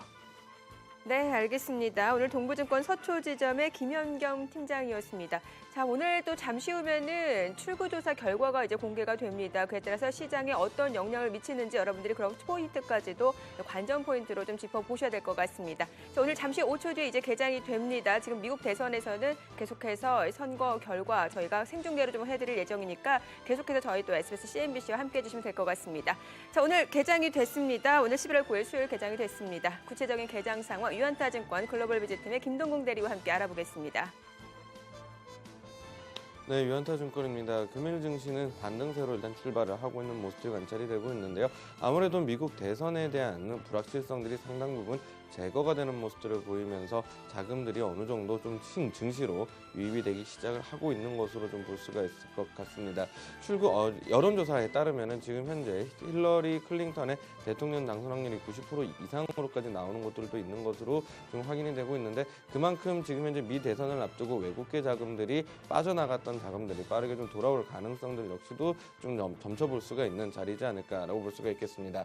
일단 시가총액 상위주들부터 해서 움직임들을 한번 좀 관찰을 해보도록 하겠는데요. 시총 상위주들에 대한 움직임도 살펴보시면은 어떤 한 종목이 특정 두드러지게 올라간다라고 좀 보기보다는 이제 대부분의 종목들이 소폭의 상승세들이 여러 종목들이 나타나고 있다라고 좀 볼 수가 있을 것 같은데요. 일단 시총 1위인 삼성전자 같은 경우는 0.12% 하락을 하는 모습들을 보이면서 164만 2천 원을 기록을 하고 있는 모습들을 보여주고 있고요. 현대차는 0.36% 하락을 하면서 13만 8천 원 기록을 하고 있는 모습들이 보여주고 있습니다. 그 외에 전반적으로 SK 하이닉스, 한국전력, 그리고 이제 뭐 네이버, 삼성전자, 우선주, 현대모비스, 포스코 등 모두 다 상승세를 보여주고 있는 모습들입니다. 시가총액 상위 12종목 중에서 지금 현재 삼성전자, 현대차, 그리고 삼성물산 이 세 종목을 제외하고 나면 모두 다 상승세를 보여주고 있는 상황인데, 뭐 한 가지 좀 특징적인 점이라고 볼 수 있는 것들은 상승을 하고 있는 종목들도 1% 이상의 강세를 보여주고 있지는 못하고요. 하락하고 있는 종목들은 0.5% 이상의 하락세들도 보여주지 못하는 그야말로 지금 현재 증시가 플러스권으로 강세로 나오고 있기는 합니다만 언제 어떻게 좀 바뀔지 모르는 이제 그런 상황이라고 볼 수가 있겠습니다. 그리고 앞으로 이제 출구조사 그리고 개표 결과들이 나타나기 시작을 함에 따라서 힐러리 클린턴과 이제 트럼프의 이제 득표율이 어느 정도 되느냐에 따라서 증시가 빠르게 급변할 가능성들을 내포하고 있는 증시에 대한 흐름들이지 않는가라고 좀 볼 수가 있는 자리로 볼 수 있겠습니다. 자, 외국인과 기관들에 대한 수급 역시도 한번 좀 살펴보도록 하겠는데요. 외국인 투자가들 오늘 시장에서 한 13억 정도의 매수 물량들을 보여주고 있는 것으로 관찰이 되고 있고요. 기관 투자가들 역시도 뭐 크지는 않습니다만 3억 정도의 매수 물량들을 보여주고 있습니다. 개인 투자가들은 한 20억 정도 매도 물량들을 보여주고 있는 상황들입니다. 외국인 투자가들에 대한 움직임 조금만 더 주목을 해서 보도록 하겠는데요. 최근 들어서 이제 계속된 외국인 투자자들이 한 2천억 정도의 물량들을 연 3거래일 연속 매도라는 모습들을 보이다가 힐러리 클린턴의 당선 유력 소식들이 전해지기 시작을 하면서 매도 규모가 상당히 좀 줄어드는 모습들을 보였습니다. 결국 이러한 흐름들이 지속이 된다라고 하면 오늘 시장에서의 힐러리 클린턴이 대통령이 이제 유력하다라는 소식들 그런 것들이 전해지기 시작하면은 오히려 이제 매수폭들은 좀 늘려갈 수가 있는 그런 흐름들이라고 볼 수가 있을 것 같습니다. 그동안에 힐러리 클린턴과 트럼프의 지지율 격차가 상당히 축소되었을 경우 매도 금액들이 많이 나왔다는 점들을 생각을 해보면 오늘 시장에서의 결과물들이 증시를 상당히 좀 위로 업사이드로 좀 끌고 올라갈 가능성들 역시도 내포를 하고 있는 자리로 볼 수가 있겠습니다. 업종별 지금 등락률도 한번 좀 살펴보도록 하겠는데요. 뭐 큰 폭의 상승세를 보여주고 있는 업종들은 없는 것으로 집계가 되고 있습니다만 종이목재 업종이 0.25% 하락하는 것을 제외하고 나면 모든 전 업종들에 대한 강세가 나타나고 있는 것으로 보여주고 있습니다. 가장 큰 상승세를 보이고 있는 업종들은 화학업종이라고 좀 볼 수가 있는 상황인데 업종 상승률 0.6%로 상당히 좀 제한적인 모습들을 보여주고 있습니다. 결국 대부분의 업종들이 큰 폭의 상승세가 아닌 조그마한 상승세로 여러 업종들이 올라가고 있는 그런 흐름들을 유지를 해주고 있다라고 볼 수가 있겠고요. 외국인과 기관들에 대한 수급, 업종별 수급 흐름들 역시도 한번 좀 살펴보도록 하겠는데 오늘 시장에서 외국인들은 전기전자 업종 그리고 유통업종들을 매수를 하는 모습들을 좀 보여주고 있습니다. 특히나 유통업종 같은 경우는 전일에도 외국인과 기관 투자가들이 강하게 들어왔었던 업종들이었었는데 오늘 시장에서도 외국인들이 이틀 연속 순매수세를 이어나가고 있다는 점들 관심을 가져볼 필요성들이 있겠고요. 그리고 기관 투자가들도 마찬가지로 오늘 시장에서는 유통업종을 여전히 매수를 해주고 있는 모습들이 보여주고 있습니다. 외국인 기관 모두 다 2일 연속 지금 강세를 보여주고 있다는 점들 참고해 보시면 좋을 것 같고요. 전기전자 업종에서는 기관 투자가들에 대한 매도가 이어지고 있는 상황들로 집계가 되고 있습니다.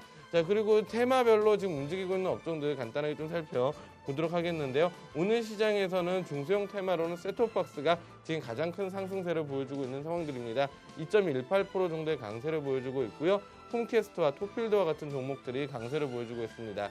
그 뒤를 카메라 모듈 그리고 LED 모바일 게임주와 같은 종목들이 상승세를 보여주고 있는데 모바일 게임주 전일에 이어서 오늘까지도 다시 한번 강세를 보여주고 있는 흐름들로 관찰이 되고 있습니다.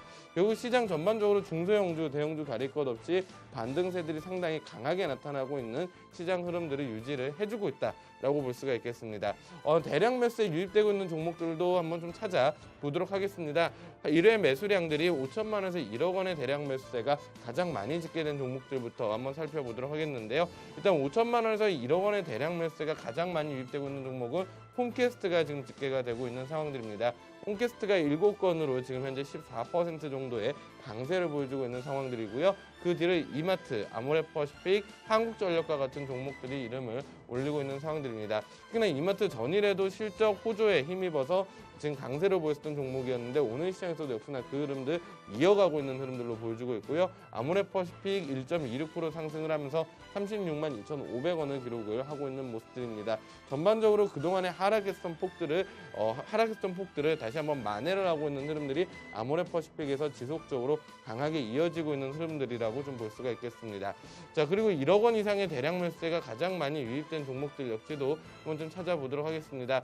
홈캐스트가 여전히 지금 현재 1위로 이름을 올리고 있는 것으로 관찰이 되고 있는 상황들인데요. 그 뒤는 또 삼성전자가 지금 현재 이름을 올리고 있는 것으로 좀 관찰이 되고 있습니다. 삼성전자 역시도 지금 현재 4건의 지금 1억 원 이상의 대량 매수가 시세가 유입이 되면서 164만 8천 원 기록을 하고 있는 모습들이 관찰이 되고 있습니다. 1억 원 이상의 대량 매수세는 상당히 지금 좀 제한적인 것으로 집계가 되고 있는데 아무래도 외국인과 기관들에 대한 자금 집행력이 상당히 좀 제한적인 상황이기 때문에 대량 매수세들이 유입되고 있는 종목들에 대한 숫자들 역시도 상당히 좀 제한적이라고 좀 볼 수가 있을 것 같습니다. 자, 그렇다면 지금 현재 시장은 아무래도 오늘 시장의 상승으로 나타나고 있기는 합니다만 미 대선에 대한 결과물들을 어느 정도 기다리고 있는 관망세가 상당히 팽배한 그런 시장이다라고 좀 볼 수가 있겠고요. 이런 시장에서는 적극적인 트레이딩이라고 보기보다는 약간의 결과를 확인하고 한 박자 좀 늦게 가는 것을 한번 좀 추천을 좀 드려보고 싶습니다. 한 박자 늦는다고 하더라도 아주 늦는 것은 아니기 때문이라는 점들 참고해 보시면 좋지 않을까라고 생각이 듭니다. 이상 유한타증권이었습니다.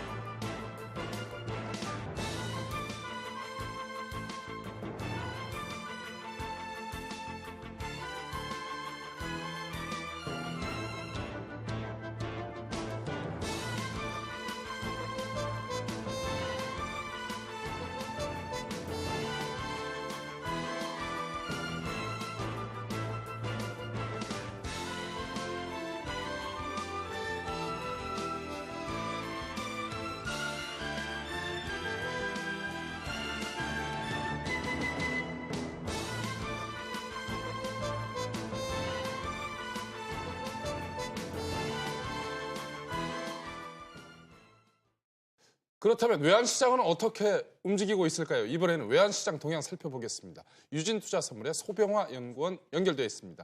연구원님 안녕하세요. 네, 안녕하세요. 네, 미국 대선일 외환시장 어떻게 움직이고 있습니까? 네, 일단 미국 대선으로 인한 힐러리 대통령 당선에 대한 위력감이 커지면서 오늘 글로벌 달러는 미국 금리 인상 기대치 강화로 일단 상승 쪽에 힘을 받고 있습니다. 현재도 엔화와 유로화의 강세 흐름을 보이고 있는데요. 엔화는 105엔대까지 상승하는 모습을 보였고요. 유로화의 경우 1.10대 초반까지 하락하는 모습을 보이고 있습니다. 네, 달러원 환율도 역시 오늘 보게 되면은 클린턴 후보의 당선을 기정사실로 받아들이는 분위기인 것 같습니다. 6원이나 떨어지면서 1,129원 선에서 출발을 보이고 있는데 오늘 달러원 환율 예상 밴드 정해주시죠. 네, 일단 오늘도 위험자산 선호 심리로 하락하는 모습입니다. 그러나 일단 글로벌 달러는 강세 흐름을 보이고 있기 때문에 선순에서의 하락은 좀 제한될 것으로 예상을 하고 있습니다. 따라서 오늘 1130원대에서의 미국 대선 출구조사를 기다리면서 하락과 상승을 할 것으로 예상을 하고 있고요. 예상 환율 범위는 1125원에서 1140원으로 예상을 하고 있습니다. 네, 말씀 잘 들었습니다. 유진투자선물의 소병화 연구원이었습니다. 네, 지금 미국 대선에서는 출구조사 결과가 공개가 됐습니다. 지금 이 시각 들어온 속보 바로 확인해 보도록 하죠. 이승희 기자 전해주시죠. 네, 가장 먼저 출구조사 결과가 발표된 지역은 인디애나와 켄터키를 꼽을 수가 있습니다. 이 빨간색 지역인데요. 여기서는 역시나 예상을 했듯이 공화당 텃밭이었기 때문에 트럼프가 압승을 했습니다. 퍼센트로 따져보면요. 인디애나의 경우에는 선거 인단수가 11명에 달합니다. 트럼프가 62% 가까운 퍼센트로 앞서갔습니다. 결국에는 트럼프가 이 지역에서, 이 인디애나 주에서는 승리를 했습니다. 이어서 켄터키 8명의 선거인단수를 확보하고 있는데요. 역시나 65% 대 30% 압도한 차이로 트럼프 후보가 우승을 했습니다. 지금 뉴햄프셔에서 출구조사 결과가 계속해서 전해지고 있습니다. 여기서도 역시 트럼프 후보가 52% 대 41%로 트럼프 후보가 앞서고 있긴 하지만 최종 결과는 아니고요. 버몬트의 경우에는 3명의 선거인단을 확보하고 있는데 클린턴 후보가 소폭 앞서고 있는 것으로 확인되고 있습니다. 그래서 지금 초반 분위기는 트럼프가 훨씬 더 유리해 보이는데요. 인디애나와 켄터키에서 각각 62%와 65%의 투표율로 트럼프 후보가 우승을 했습니다. 지금 전체 선거인단 수를 확보를 270이 매직 넘버죠. 지금 트럼프 후보가 19석을 확보를 하면서 훨씬 더 앞서 나가고 있는 상황입니다. 네, 계속해서 전해지는 속보 이승희 기자와 함께 좀 전해보도록 하겠습니다. 지금 한국에서는 주한 미국 대사관이 주최하는 미국 대선 관전 행사가 개막이 됐습니다. 어떤 행사인지 또 어떤 인사들이 참석한 건지 현장에 나가 있는 취재 기자 연결해 알아보도록 하겠습니다. 전혜원 기자, 지금 현장에 나가 있죠? 네, 저는 지금 미국 대선 관전 행사가 열리고 있는 서울 광화문 폴시즌 호텔에 나와 있습니다. 이 백악관 입성을 둘러싼 힐러리 클린턴과 도널드 트럼프의 이 승리 결과를 실시간으로 확인하기 위한 이벤트가 개최되고 있는데요. 이른 아침이고 주중인데도 불구하고 보시는 것처럼 많은 사람들이 모여 있습니다. 지금 한국에 머물고 있는 미국인들이나 각계 인사들이 모여 있는데요. 다들 실시간으로 개표 결과를 확인하기에 앞서 조금씩은 들떠 있는 모습입니다. 네, 정 기자, 구체적으로 행사가 어떻게 진행이 되나요?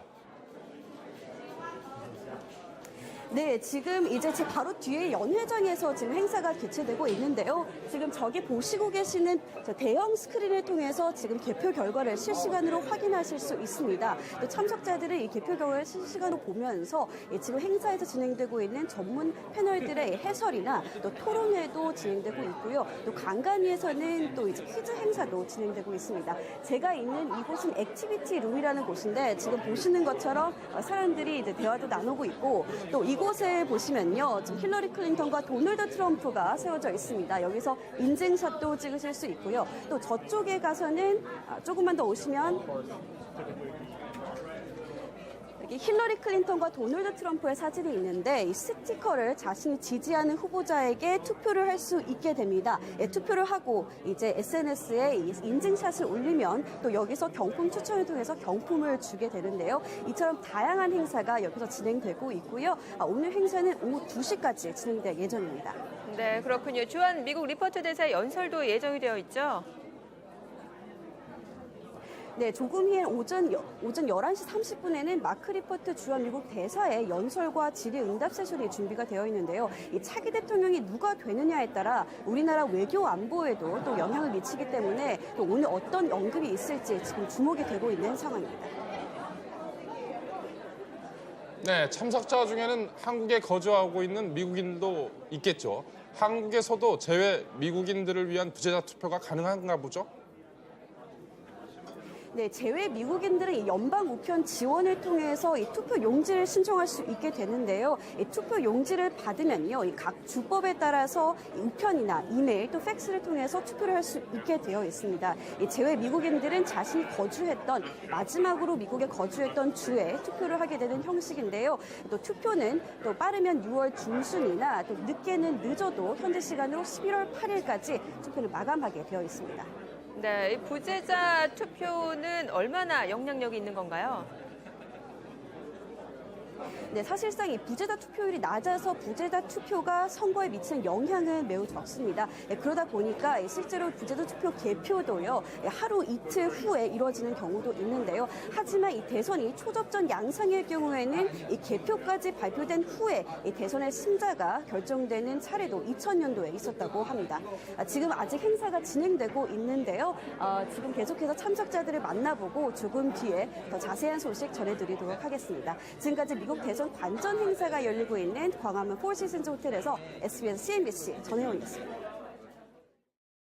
네, 미국 대선 레이스 이제 결과만을 남겨놓고 있습니다. 네, 이제 곧 새 백악관 주인이 가려지게 되겠죠. 자세한 내용 계속해서 이어가 보도록 하겠습니다. 김민 데일리폴리 정치연구소 소장, 유동원 키움증권 팀장, 이종희 중앙선거관리위원회 선거연구원 교수와 함께 이야기 나눠봅니다. 어서 오세요. 네, 앞서서 저희가 이야기를 계속해서 나눴는데 유동원 팀장님, 못다한 이야기 좀 해봐야겠죠. 시장 얘기부터 좀 여쭤보도록 할게요. 지금 트럼프 후보는 자기가 당선이 되면은 옐런 의장을 바꾸겠다고 말을 했습니다. 그렇게 되면은 현재 완만한 금리 인상 기조가 급격하게 바뀔 가능성도 있기 때문에 이런 부분도 상당히 우려스럽고 시장에 또 상당히 영향을 미칠 것 같은데 그 부분에 대해서 좀 얘기를 해주시죠. 네, 뭐 정말 바꿀 수 있을지는 모르겠지만 그렇게 발언을 했으니까 그 부분에 대해서 좀 짚어봐야 되겠죠. 만약에 바뀌고 그렇게 된다면 금리가 급격하게 상승을 할 수 있는 가능성이 충분히 있습니다. 자, 이렇게 되면은 금융시장에 굉장히 큰 불안을 가져올 수 있다라고 생각하셔야 될 것 같습니다. 저희가 여러 가지 모델들을 돌려서 금리가 만약에 3% 정도 상승을 했을 때 금융시장에 어떤 영향을 미칠지를 계산을 해봤었는데요. 보면은 뭐 전반적으로 모든 금융상품들, 그러니까 주식, 채권 다 폭락하는 그런 현상이 나올 거라고 예상이 되고요.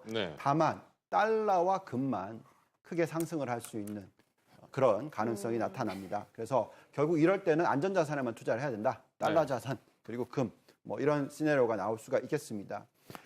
그렇지만 사실상 이렇게 뭐 정확하게 금리를 급격하게 올릴 수 있을 것인가 하는 의구심은 가지고 있고요. 네. 오히려 뭐 클린턴 후보가 당선이 됐을 때 안도 랠리가 있을 수도 있지 않을까 이런 네. 생각을 가지고 있습니다. 네. 자, 지금 불안한 이유가 뭐냐면 트럼프가 승리를 뭐 한다 하더라도 계속적으로 그 보호무역주의 이런 부분에 대해서 금리 인상에 대해서 이런 정책들이 좀 과하다고 생각을 할 거라고 저는 생각을 하고 있습니다. 그래서 오히려 뭐 트럼프가 되든 힐러리가 되든 일시적인 충격은 오겠지만 중장기적으로는 다시 상승할 수 있는 추세로 갈 수 있다고 저는 생각을 하고 있고요.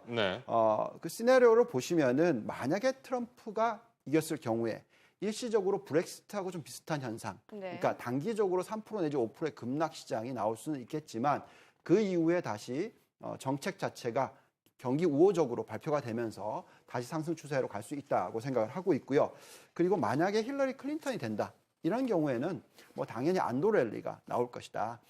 여태까지 그래도 그 선거에 대해서 이제 이메일 재조사 관련해서 우려가 있었을 때 시장 빠졌던 것보다 추가로 더 상승을 하고 앞으로 추가적인 한 3% 내지 5% 정도 상승할 수 있는 그런 안도 랠리가 나오지 않을까 그런 기대를 가져보고 있습니다. 네, 이주선님 좀 전에 브렉시트 사례를 들어주셨어요. 네네네. 사실은 브렉시트 사례 때문에 우리말에 그런 속담 있잖아요. 자라보고 놀란 것은 소뚜껑 보고 놀란다.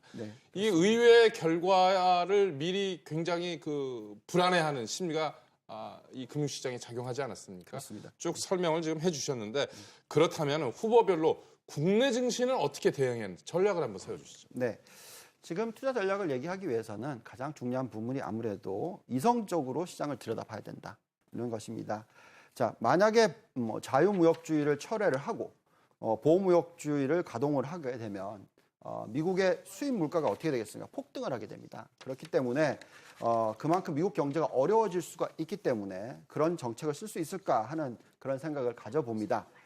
그리고 우리가 지금 미국 대통령이 누가 될지 정확하게 알 수는 없지만 그래도 글로벌 경제의 틀을 훼손시키는 일은 없을 것이다 생각하시면서 투자에 임하시는 것이 좋겠고요. 그리고 이 이벤트가 종료된다는 것이 더 중요하다. 그래서 안도 랠리의 가능성 충분히 생각해 보셔야 될 것 같습니다. 그리고 두 후보에 따라서 조금 틀린데요. 만약에 힐러리가 당선됐을 경우에 대선에 대한 불확실성이 해소가 되면서 기존적인 정책 승계가 일어나고요. 정치적 안정을 바탕으로 상승 국면에 재진입을 하게 됩니다. 이렇게 되면은 아마 내년 상반기가 되면 역대 코스피 최고치인 2230일을 뚫는 현상이 나오지 않을까 기대를 해보고 있고요. 만약에 트럼프가 당선될 경우에 아까 말씀하신 대로 브렉시트 같은 일시적인 쇼크가 발생할 수도 있습니다. 단기적으로 한 3% 내지 5%의 급락 장세 충분히 나올 수 있기 때문에 이는 대비를 하셔야 됩니다. 하지만 그 후에 경기의 정책 자체가 안정적으로 발표가 되면서 다시 상승하는 추세가 나오면서 전 고점이었던 2100포인트 상승할 수 있지 않을까 이렇게 기대를 하면서 시장을 들여다보시는 게 좋겠습니다. 네. 자, 지금 나온 소식으로는 켄터키와 인디애나 쪽에서는 트럼프 압승 소식이 전해지고 있고 버지니아 쪽에서는 힐러리와 트럼프 두 후보 간의 박빙 양상이 좀 이어지고 있습니다. 계속해서 속보 소식이 전해지고 있는데 소장님 지금 우리나라 입장에서는 어떤 후보가 되는 게 유리합니까? 당연히 힐러리죠. 힐러리가 되어야만 합니다. 뭐 개인적으로 별로 좋아하지는 않습니다만 우리 한반도 입장에서는 무조건 힐러리가 당선돼야 합니다. 왜냐면요, 이 한반도는 완충국입니다. 이 완충국 버퍼 스테이트라고 하는데요. 말 그대로 두 강대국들 사이에서 끼어서 완충 역할을 하는 국가, 이것이 즉 한반도입니다. 지금 뭐 고래 싸움에 새우등 터진다고 하지 않습니까? 지금 세계적으로 두 고래가 미국과 중국이란 말이죠. 그 사이에 끼어 있는 게 이제 한반도다 보니까 그리고 이 힐러리가 그 내세우는 정책하고 트럼프의 정책을 비교를 해보면 뭐 트럼프가 뭐라고 합니까? 한미동맹, 뭐 주한미군 철수한다 이런 극단적인 얘기까지 하고요. 1조 원씩 방위비를 분담을 하는데 이걸 가지고 무임승차라고 하는 거 이거는 정말 막말 중에 막말 아닙니까? 그렇고요. 그다음에 FTA 재협상 문제에 대해서도 힐러리가 트럼프보다는 대한민국 입장에서 봤을 때는 좀 더 유연하게 볼 수 있습니다. 그다음에 북핵 문제에 대해서도 마찬가지고요. 힐러리는 북한을 이렇게 달래서 국제 협상 테이블로 이끌어서 이렇게 유연하게 대처하자는 건데 트럼프는 극단적이지 않습니까? 네. 어떻게 뭐 전쟁을 치르든지 말든지 한번 해보자 이런 식인데 당연히 이렇다고 보면 사람을 떠나서 한반도 입장에서는 힐러리의 당선이 확실해야 합니다. 네. 네. 소장님, 지금 출구조사 결과가 쭉 전해지고 있습니다. 동부 지역의 작은 주에서 트럼프가 선전하고 있고 플로리다 아직 결과는 나오지 않고 있습니다만 트럼프가 우세하게 나오고 있다. 이렇게 나오고 있습니다. 네네. 그리고 또 하나 이 남부의 전통적으로 어떻게 보면은 공화당 이 지역이었었죠. 예. 조지아에서 패할 수도 있다. 이게 서로 엇갈린 지금 뭐 결과들이 지금 나오고 있습니다. 어떻게 보십니까?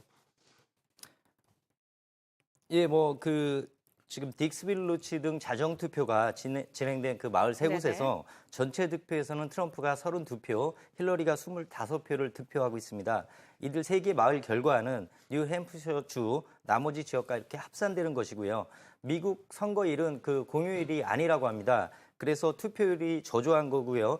그렇기 때문에 50개 중에서 37개 주가 조기 선거를 하는 것이라고 합니다. 네, 잠시만요. 지금 좀 새로운 소식이 들어왔는데 미국 LA 북부 대선 투표소 인근에서 총격 사건이 발생했다. 최소 4명이 부상했기 때문에 사망자가 나올 수 있을 것 같습니다. 지금 선거가 지금 투표가 이루어지고 있는데 총격 사건이 발생했다는 건 상당히 충격적인 소식입니다. 자세한 소식 계속해서 오는 대로 전해드리겠습니다.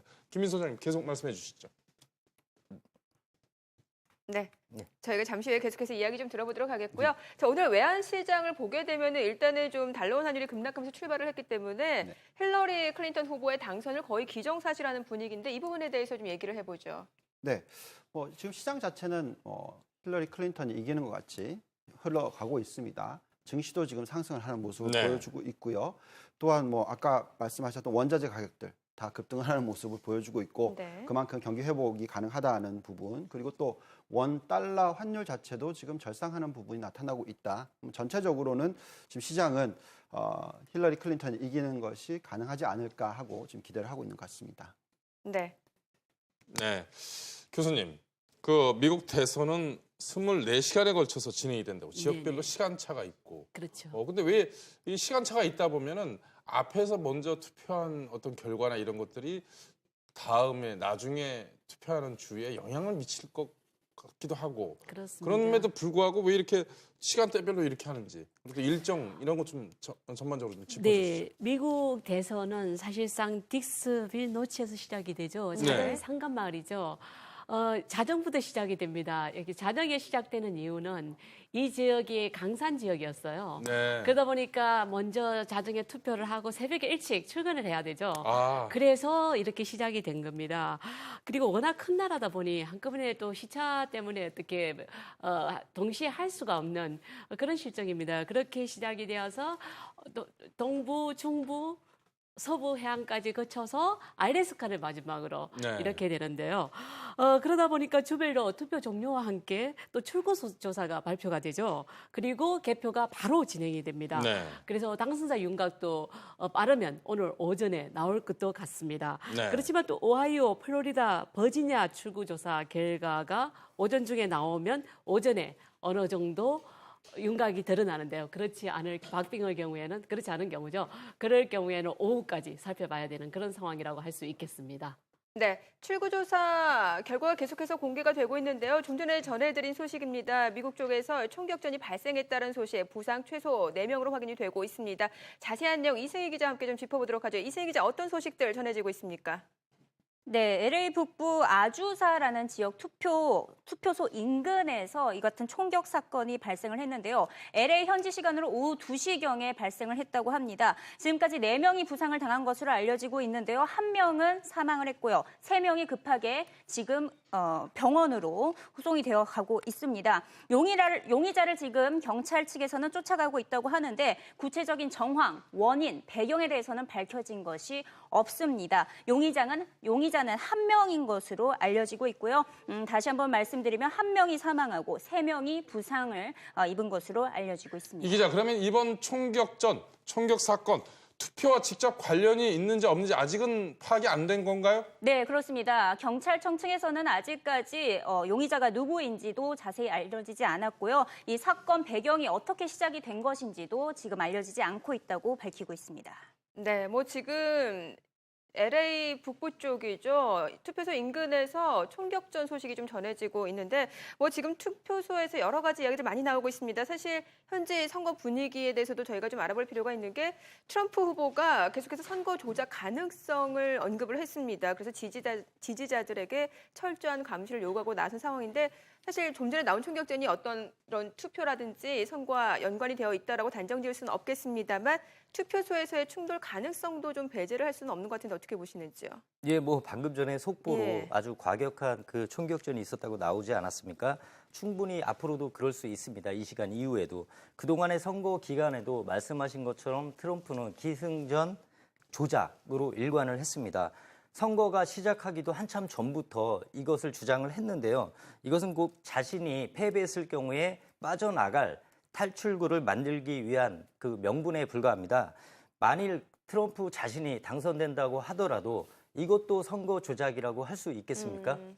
그렇겠네요. 불복 가능성도 얼마든지 있다 이런 말씀이시군요. 네. 네. 이 교수님 또 이 트럼프가 아까 이제 주별로 시간대별로 이제 짚어주셨는데 트럼프가 반드시 승리해야 하는 주 어떤 주가 있나요? 네, 트럼프가 반드시 승리해야 하는 주 노스캐롤라이나, 애리조나 아주 네. 중요합니다. 네. 또 경합주인 플로리다, 오하이오, 아이오와 이 주는 반드시 이겨야지나 대선 승리가 가능합니다. 지금 나온 속보로는 힐러리 후보가 격전지 플로리다에서는 상당히 선방하고 있는 것으로 나오고 네, 있네요. 예. 그래서 지금 상당히 흥미진진하게 진행이 되고 있죠. 두 가지 시나리오는 더 있습니다. 트럼프가 당선하기 위해서는 펜실베니아와 미시간에서 승리하면 노스캐롤라이나에서 지더라도 당선 가능성은 열려는 있습니다. 아까 우리 이동훈 팀장님께서 펜실베니아 중요성 강조해 주셨는데 지금 교수님께서 네네. 똑같은 말씀해 주시네요. 네, 또 한 가지 가능성도 또 남아 있습니다. 네. 뉴햄서, 네바다에서 이기고 콜로라도, 미시간, 펜실베니아에서 이길 경우에는 가능성이 열려 있습니다. 네, 지금 플로리다에서는 클린턴이 상당히 선방하고 있다는 소식 전해드렸는데 좀 더 자세한 내용 짚어보죠. 이승희 기자 전해주시죠.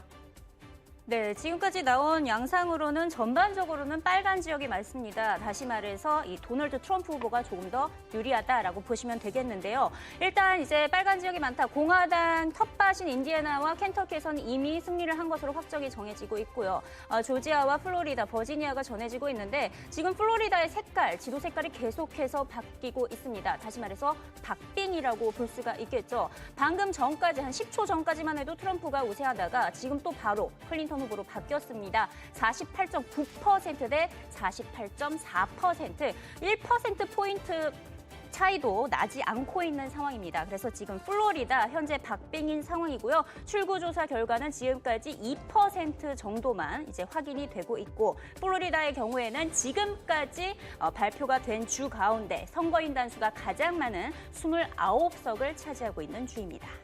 네, 뭐 지금 최대 격전지인 플로리다에서는 계속해서 초접전 양상이 이어지고 있고 엎치락 뒤치락 지금까지는 다시 한번 힐러리 클린턴 후보가 조금 더 앞서는 것으로 확인이 되고 있습니다. 자, 그렇다면 소장님 지금 힐러리 클린턴이 반드시 승리하는 주는 어디라고 보면 되겠습니까? 예, 세 개의 주가 있습니다. 펜실베니아, 미시간, 위스콘신인데요. 이 세 개의 주는 트럼프도 지금 집중 공략했던 곳들입니다. 네. 이 주들은 힐러리가 우세하기는 하지만 문제는 미시간과 펜실베니아 주 그 유권자 대부분이 조기 투표가 아닌 당일 8일 투표하기 때문에 표심은 막판에 뒤집힐 수 있다는 것입니다. 네. 네, 알겠습니다. 이 교수님 주마다 좀 자세히 좀 짚어보겠습니다. 한 표라도 더 얻는 후보가 그 주의 선거인단을 모두 가져가는 그런 시스템 아니겠습니까? 이 플로리다 주 같은 경우에는 그래서 선거인단도 많고 그래서 한 표라도 더 얻어서 그 선거 의석수를 다 가져가야 될 텐데요. 어떻습니까? 네, 플로리다가 상당히 좀 재밌는 주죠. 네. 히스패닉 밀집 지역이죠. 네. 네, 그래서 플로리다가 경합주로 분리되는 이유는 백인 노동자뿐만이 아니라 보수 성향의 쿠바인들 때문입니다. 네. 쿠바인들이 미국에 178만 명이 살고 있어요. 네. 근데 그중 70%죠. 70%의 121만 명이 플로리다에 거주를 하고 있습니다. 아까 우리 이동훈 팀장님께서 말씀해 주셨는데 플로리다에서 네네. 중고등학교를 다녔습니다. 근데 실제로 쿠바인들이 상당히 많다고 아까 말씀해 주셨죠? 네. 그런데 이제 젊은 쿠바인들, 이 사람들은 민주당을 지지하는 편이에요. 그렇지만 또 잘 아시다시피 보수 성향의 쿠바인들은 트럼프를 지지하는 성향들이 있죠. 근데 이제 쿠바인들 중에서도 반이민 정책에 찬성하는 사람들이 있습니다. 왜냐하면 이분들은 우리는 불법 이민자가 아닌 그런 이민자들이다. 그렇기 때문에 차별화하는 거죠. 그래서 플로리다 이번 선거에서 마지막 날 트럼프는 유세를 했었죠. 클린턴은 플로리다에서 유세를 하지를 않았습니다. 그래서 히스패닉 인구들이 많이 투표를 하다 보니까 플로리다는 어차피 조금 유리하지 않나 그런 판단이었다는 분석도 있습니다. 뭐 추후는 지켜봐야 될 것 같습니다. 네, 알겠습니다. 자, 이처럼 미국 대통령 선거가 초미의 관심사인 건 과연 누가 새로운 대통령에 오르느냐에 따라서 또 우리나라의 관계도 재편되기 때문인데요.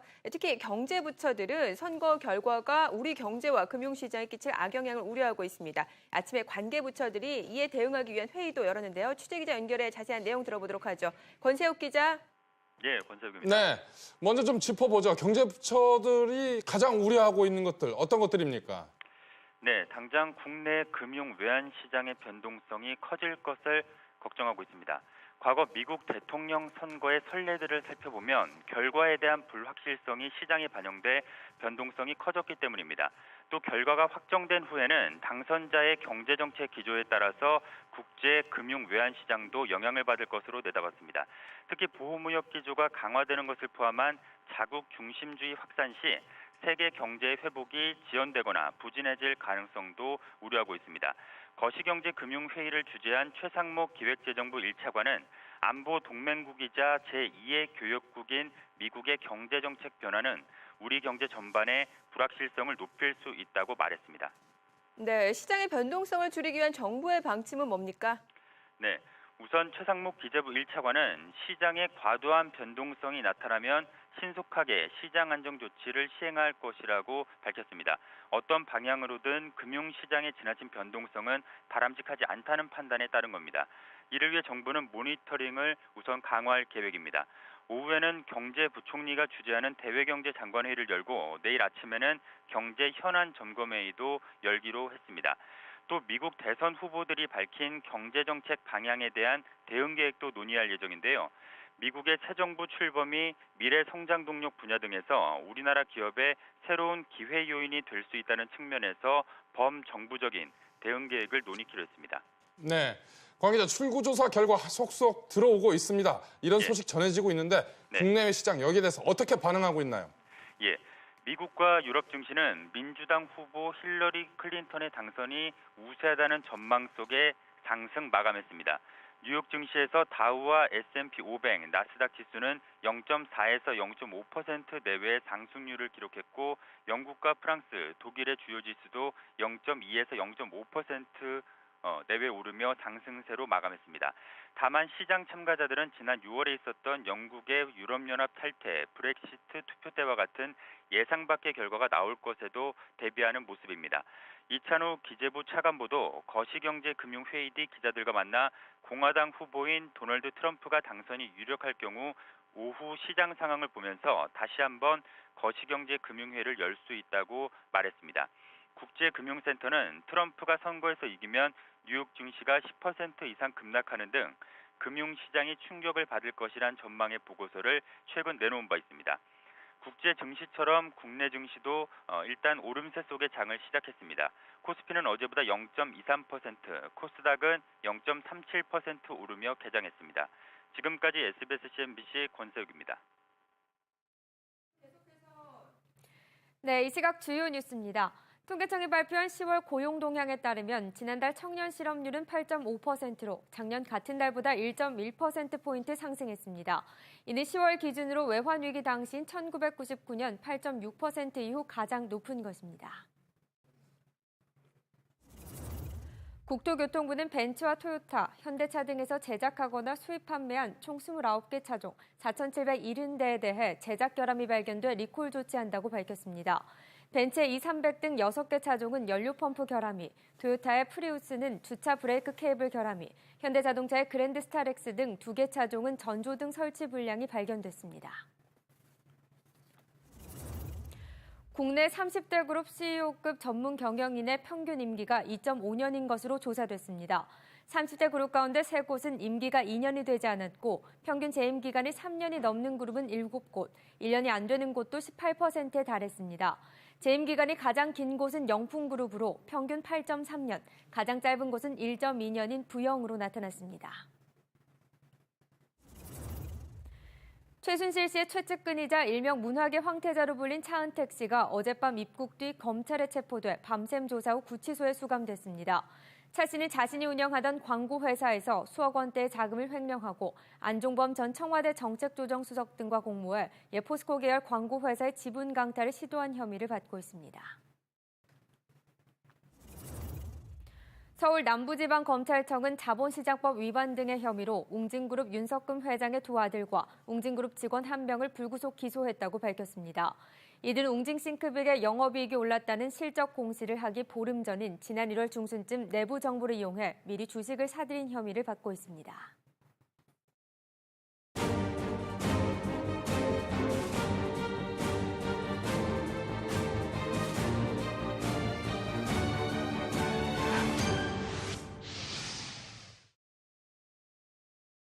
네, 지금 미국 대선 출구조사 결과가 계속해서 공개가 되고 있습니다. 나온 소식들로는 트럼프는 지금 조지아 쪽에서는 좀 압도적으로 우세한 것으로 확인이 되고 있고요. 웨스트 버지니아 쪽에서도 트럼프가 압도적으로 우세한 것으로 좀 확인이 되고 있습니다. 자, 계속해서 좀 이야기 들어보도록 하겠습니다.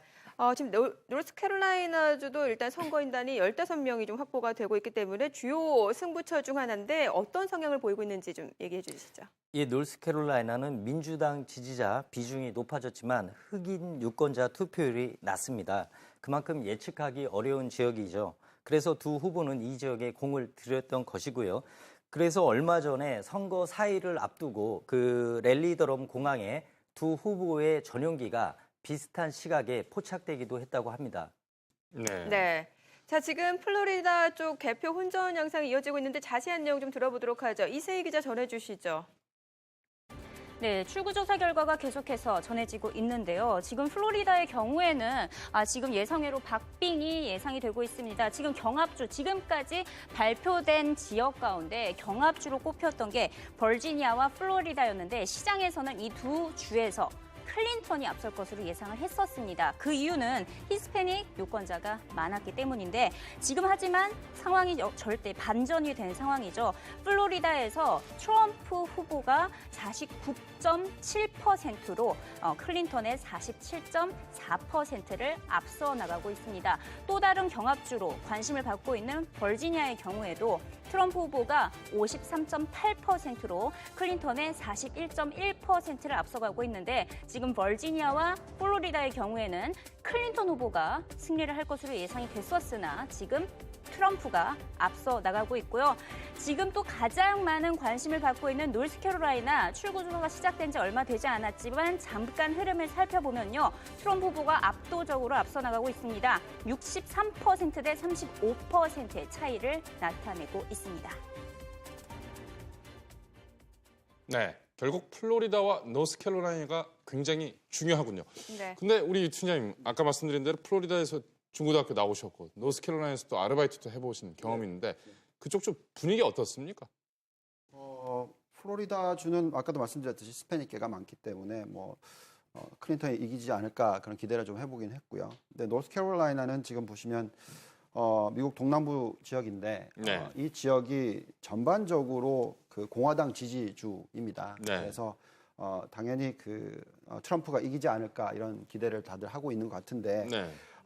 이쪽을 보시면은 지금 인구수가 800만이 넘고요. 네. 이 중에 22%가 흑인입니다. 그래서 그 2008년 선거 때는 버락 오바마에게 15개의 그 선거 인단이 넘겨줬었죠. 네. 그래서 지금 현 시점에 보시면은 뭐 제가 거기서 뭐 주유소 알바 생활 3개월 했었는데 뭐 거의 대부분 흑인 타원이었어서 네.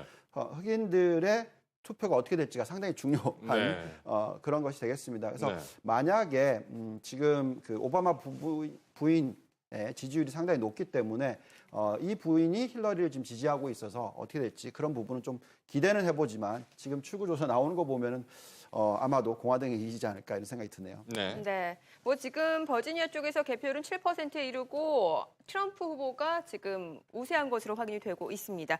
자, 만약에 트럼프가 펜실베니아와 미시간에서도 승리를 하면 노스캐롤라이나주에서 패배하더라도 만회할 가능성은 있는 거죠? 예, 충분히 가능성은 있습니다. 하지만 그 펜실베니아와 미시간에서 실패를 하고 노스캐롤라이나, 애리조나, 플로리다, 오하이오, 아이오와 메인주에서 이긴다고 하더라도 선거인단 수는 과반에 모자르는 260명에 머물 예정입니다. 네. 이렇게 될 경우에는 뉴햄프셔와 네바다에서 이기고 콜로라도와 미시간, 펜실베니아에서 이긴다면 그런다면 당선 가능성은 좀 있습니다. 네. 네, 오하이오주는 어느 이제 후보든 오하이오주에서 승리하면 이제 18명의 선거인단을 가져갈 수 있어서 이제 유리한 고지를 좀 점하게 되는 건데 사실상 공화당 쪽으로 지금까지는 기울었다 이런 의견이 좀 많은 것 같습니다. 그래서 이제 클린턴이 이곳을 탈환하기 위해서 지난 주말에 이 오하이오주의 클리블랜드에서 집중 유세를 펼쳤는데 어떤 결과를 보일 거라고 보시는지요? 네, 오하이오주는 예. 사실상 공화당 민주당 지지가 반복되던 그런 지역이죠. 4년 전에는 오바마의 손을 들어줬던 그런 지역입니다. 지금부터 플로리다, 오하이오, 펜실베니아 출구조사 결과가 속속 나올 텐데요. 1960년 이후 이 세 곳에서 두 곳을 이겨야지 대통령이 되는 그런 현상을 나타내고 있습니다. 오하이오주는 사실상 대선의 바로미터라고 불리고 있습니다. 케네디 대통령을 제외하고는 오하이오주에서 승리했던 후보가 대통령이 되는 그런 전통을 보이고 있습니다. 오하이오주의 거주자를 한번 살펴보죠. 유권자의 62%가 고졸 이하의 백인들입니다. 트럼프 지지층이죠. 그러다 보니까 최근 여론조사에서도 트럼프 후보가 1%에서 7% 계속 앞서는 그런 현상을 나타내고 있습니다. 아까 출구조사 결과 플로리다 상당히 지금 클린턴에게 조금 불리하게 흘러가고 있다고 하는데요. 이렇게 되다 보면 오하이오 상당히 중요하게 떠오르고 있습니다. 왜냐하면 이게 여기서 승리를 거두게 되면 플로리다하고 오하이오를 합하면 47명의 선거인단을 한꺼번에 가져갈 수가 있죠. 네. 그러면 클린턴을 충분히 추격할 수 있는 그런 여건이 되고 있습니다. 발판을 마련할 수 있다 이런 네네. 말씀이시네요. 김 소장님, 그리고 또 하나 이 그 선거인단 수는 작지만 뉴햄프셔 그리고 또 이 네바다 이런 주도 상당히 중요하다고 하는데 왜 중요한 겁니까? 그 뉴햄프셔는 백인 인구 비율이 높아서 힐러리 후보가 그 안심하기가 어려운 지역입니다. 네. 그 실제 FBI 재수사 이후에 트럼프 후보가 역전을 했던 지역이고요. 이에 힐러리는 지난 6일 뉴햄프셔를 다시 찾아서 막판 표 다지기를 했습니다. 마지막 최근 여론조사는요. 힐러리가 45%, 트럼프가 44%로 초박빙 지역입니다. 네. 네. 그리고 또 미국 북동부에 위치한 뉴햄프셔주 인근에서는 다른 주와는 좀 다른 성향을 보인 적도 과거에 있었다고요. 네네, 그렇습니다. 이 지역은 사실상 백인, 민주당, 그리고 민주당을 지지하는 사람들, 그리고 대학 교육을 받은 그런 유권자들이 많은 그런 지역이죠. 그러다 보니까 클린턴에게 유리한 지역으로 꼽히고 있습니다. 그렇지만 지금은 기존에는 민주당을 지지하던 그런 노동자 계층들이 이번에는 트럼프를 지지하는 그런 성향을 보이고 있습니다. 그렇기 때문에 이쪽은 조금 관심 있게 또 들여다봐야 되는 그런 지역이라고 할 수가 있겠습니다. 1992년 이후에 이 지역을 대체적으로 다른 이 인근 지역에서 민주당을 지지를 했었는데요. 뉴햄서 지역에서는 2000년 대선 시에 부시를 지지한 그런 적이 있습니다. 네. 이제 금융시장 관점에서 다시 한번 좀 이야기를 들어보도록 하죠. 오늘 일단 시장은 그렇게 뭐 큰 영향을 받는 모습은 아닙니다. 좀 뜨뜨미지근한 그런 보합권 움직임 나타내고 있는데 지금 이제 시장에서 우려하는 건 트럼프 후보가 만약에 당선이 됐을 경우를 우려를 하는 것 같습니다. 만약에 트럼프 후보가 대통령이 되면은 뭐 보호무역주의가 보다 더 강성 성향을 띨 것이고 금리도 급격하게 인상을 할 것이다. 이런 우려가 나오고 있는데 어떻게 좀 이런 공약들이 실제로 현실화될 가능성이 있다라고 보시는지요? 네. 그런 우려 때문에 시장이 일시적으로 하락할 수는 있을 것 같습니다. 하지만 저희가 생각하기에 이런 공약들을 펴기에는 상당히 힘들 것이다라고 예상을 하고 있습니다. 이분이 뭐 돈을 번 것이 그 부동산으로서 큰 돈을 버셨고 또 뭐 가장 유명한 월튼대를 나오셨고 뭐 이런 봤을 때 전반적으로 경제를 잘 이해하시는 분이다라고 생각이 듭니다.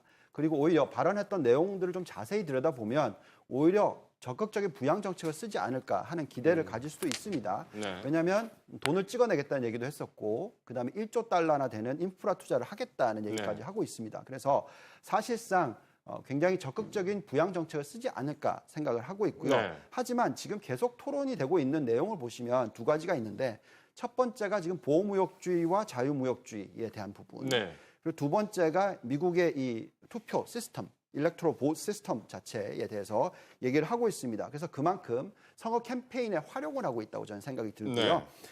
정확하게 지금 군중 심리를 찝어내서 캠페인을 하고 있다 이런 생각이 듭니다. 네. 하지만 만약에 트럼프가 된다 하더라도 정책적으로는 이 두 가지에 대한 답은 벌써 나와 있습니다. 네. 자유무역주의가 훨씬 더 좋다라는 네. 부분이죠. 네. 그래서 사실상 불확실성이 해결이 되면서 시장은 다시 상승 추세로 갈 수도 있을 것이다 생각하고 네. 있습니다. 네. 다만 단기적으로 어떤 정책들이 정확하게 나올지 모르기 때문에 불안 심리 때문에 시장이 급락할 수 있는 그런 가능성, 브렉시트와 되게 비슷하죠. 네. 그렇기 때문에 그런 현상은 나올 수 있겠지만 중장기적으로는 아마도 부양 정책과 함께 증시는 다시 상승할 수 있을 것이다 생각합니다. 네.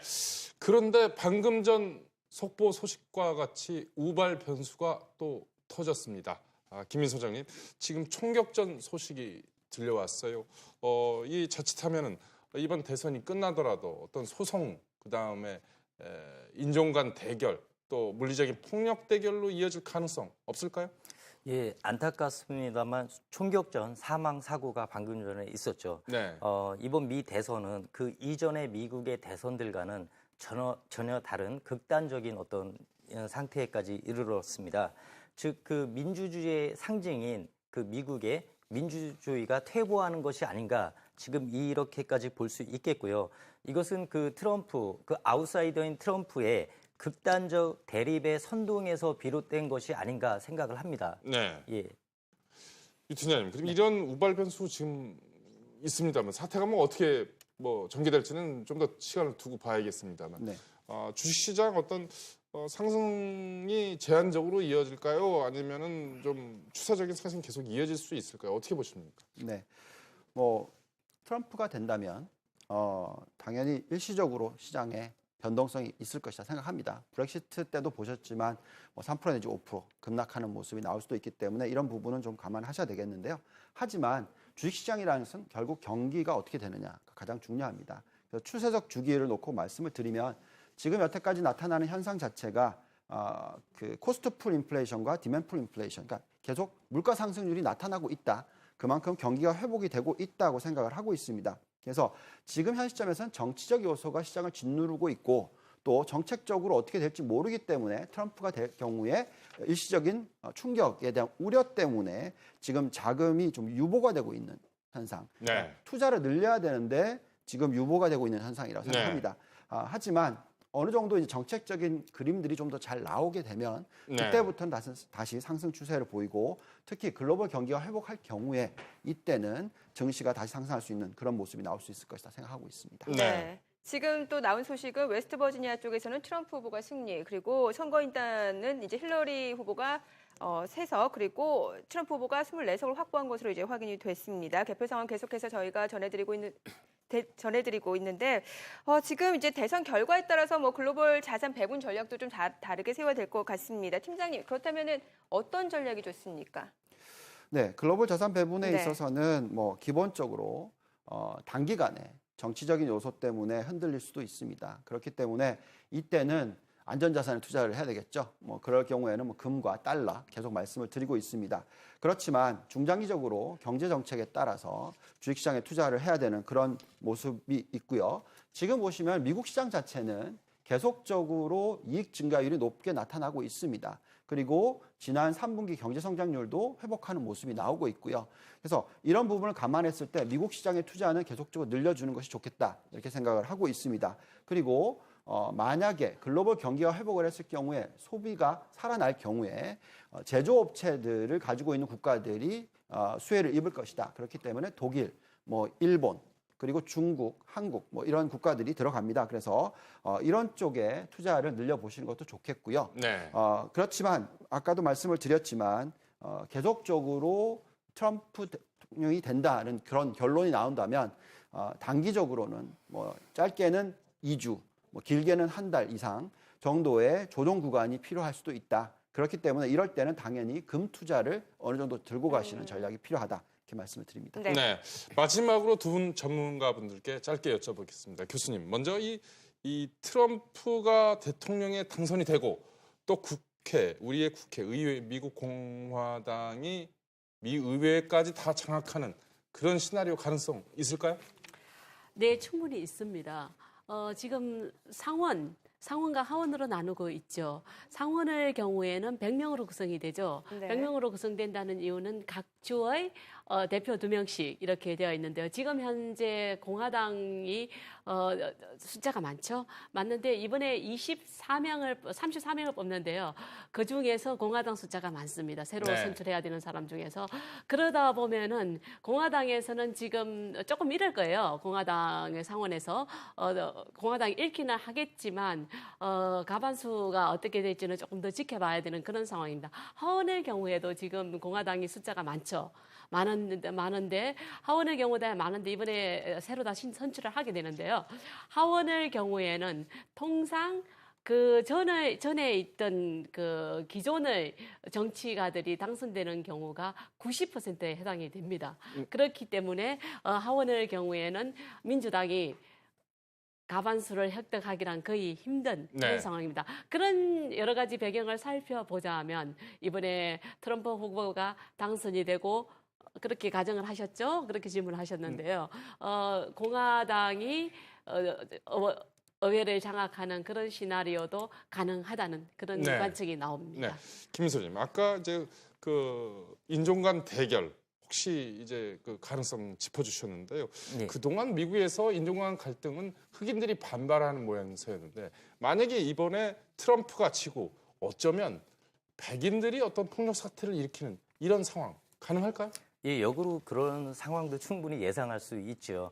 예, 지난번 지금 현직 대통령이 그 흑인 출신 아닙니까? 오바마 대통령.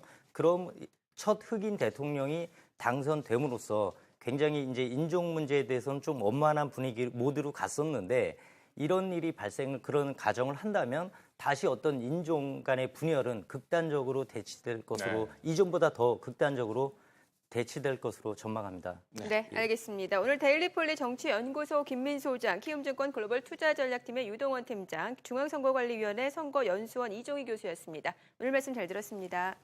감사합니다.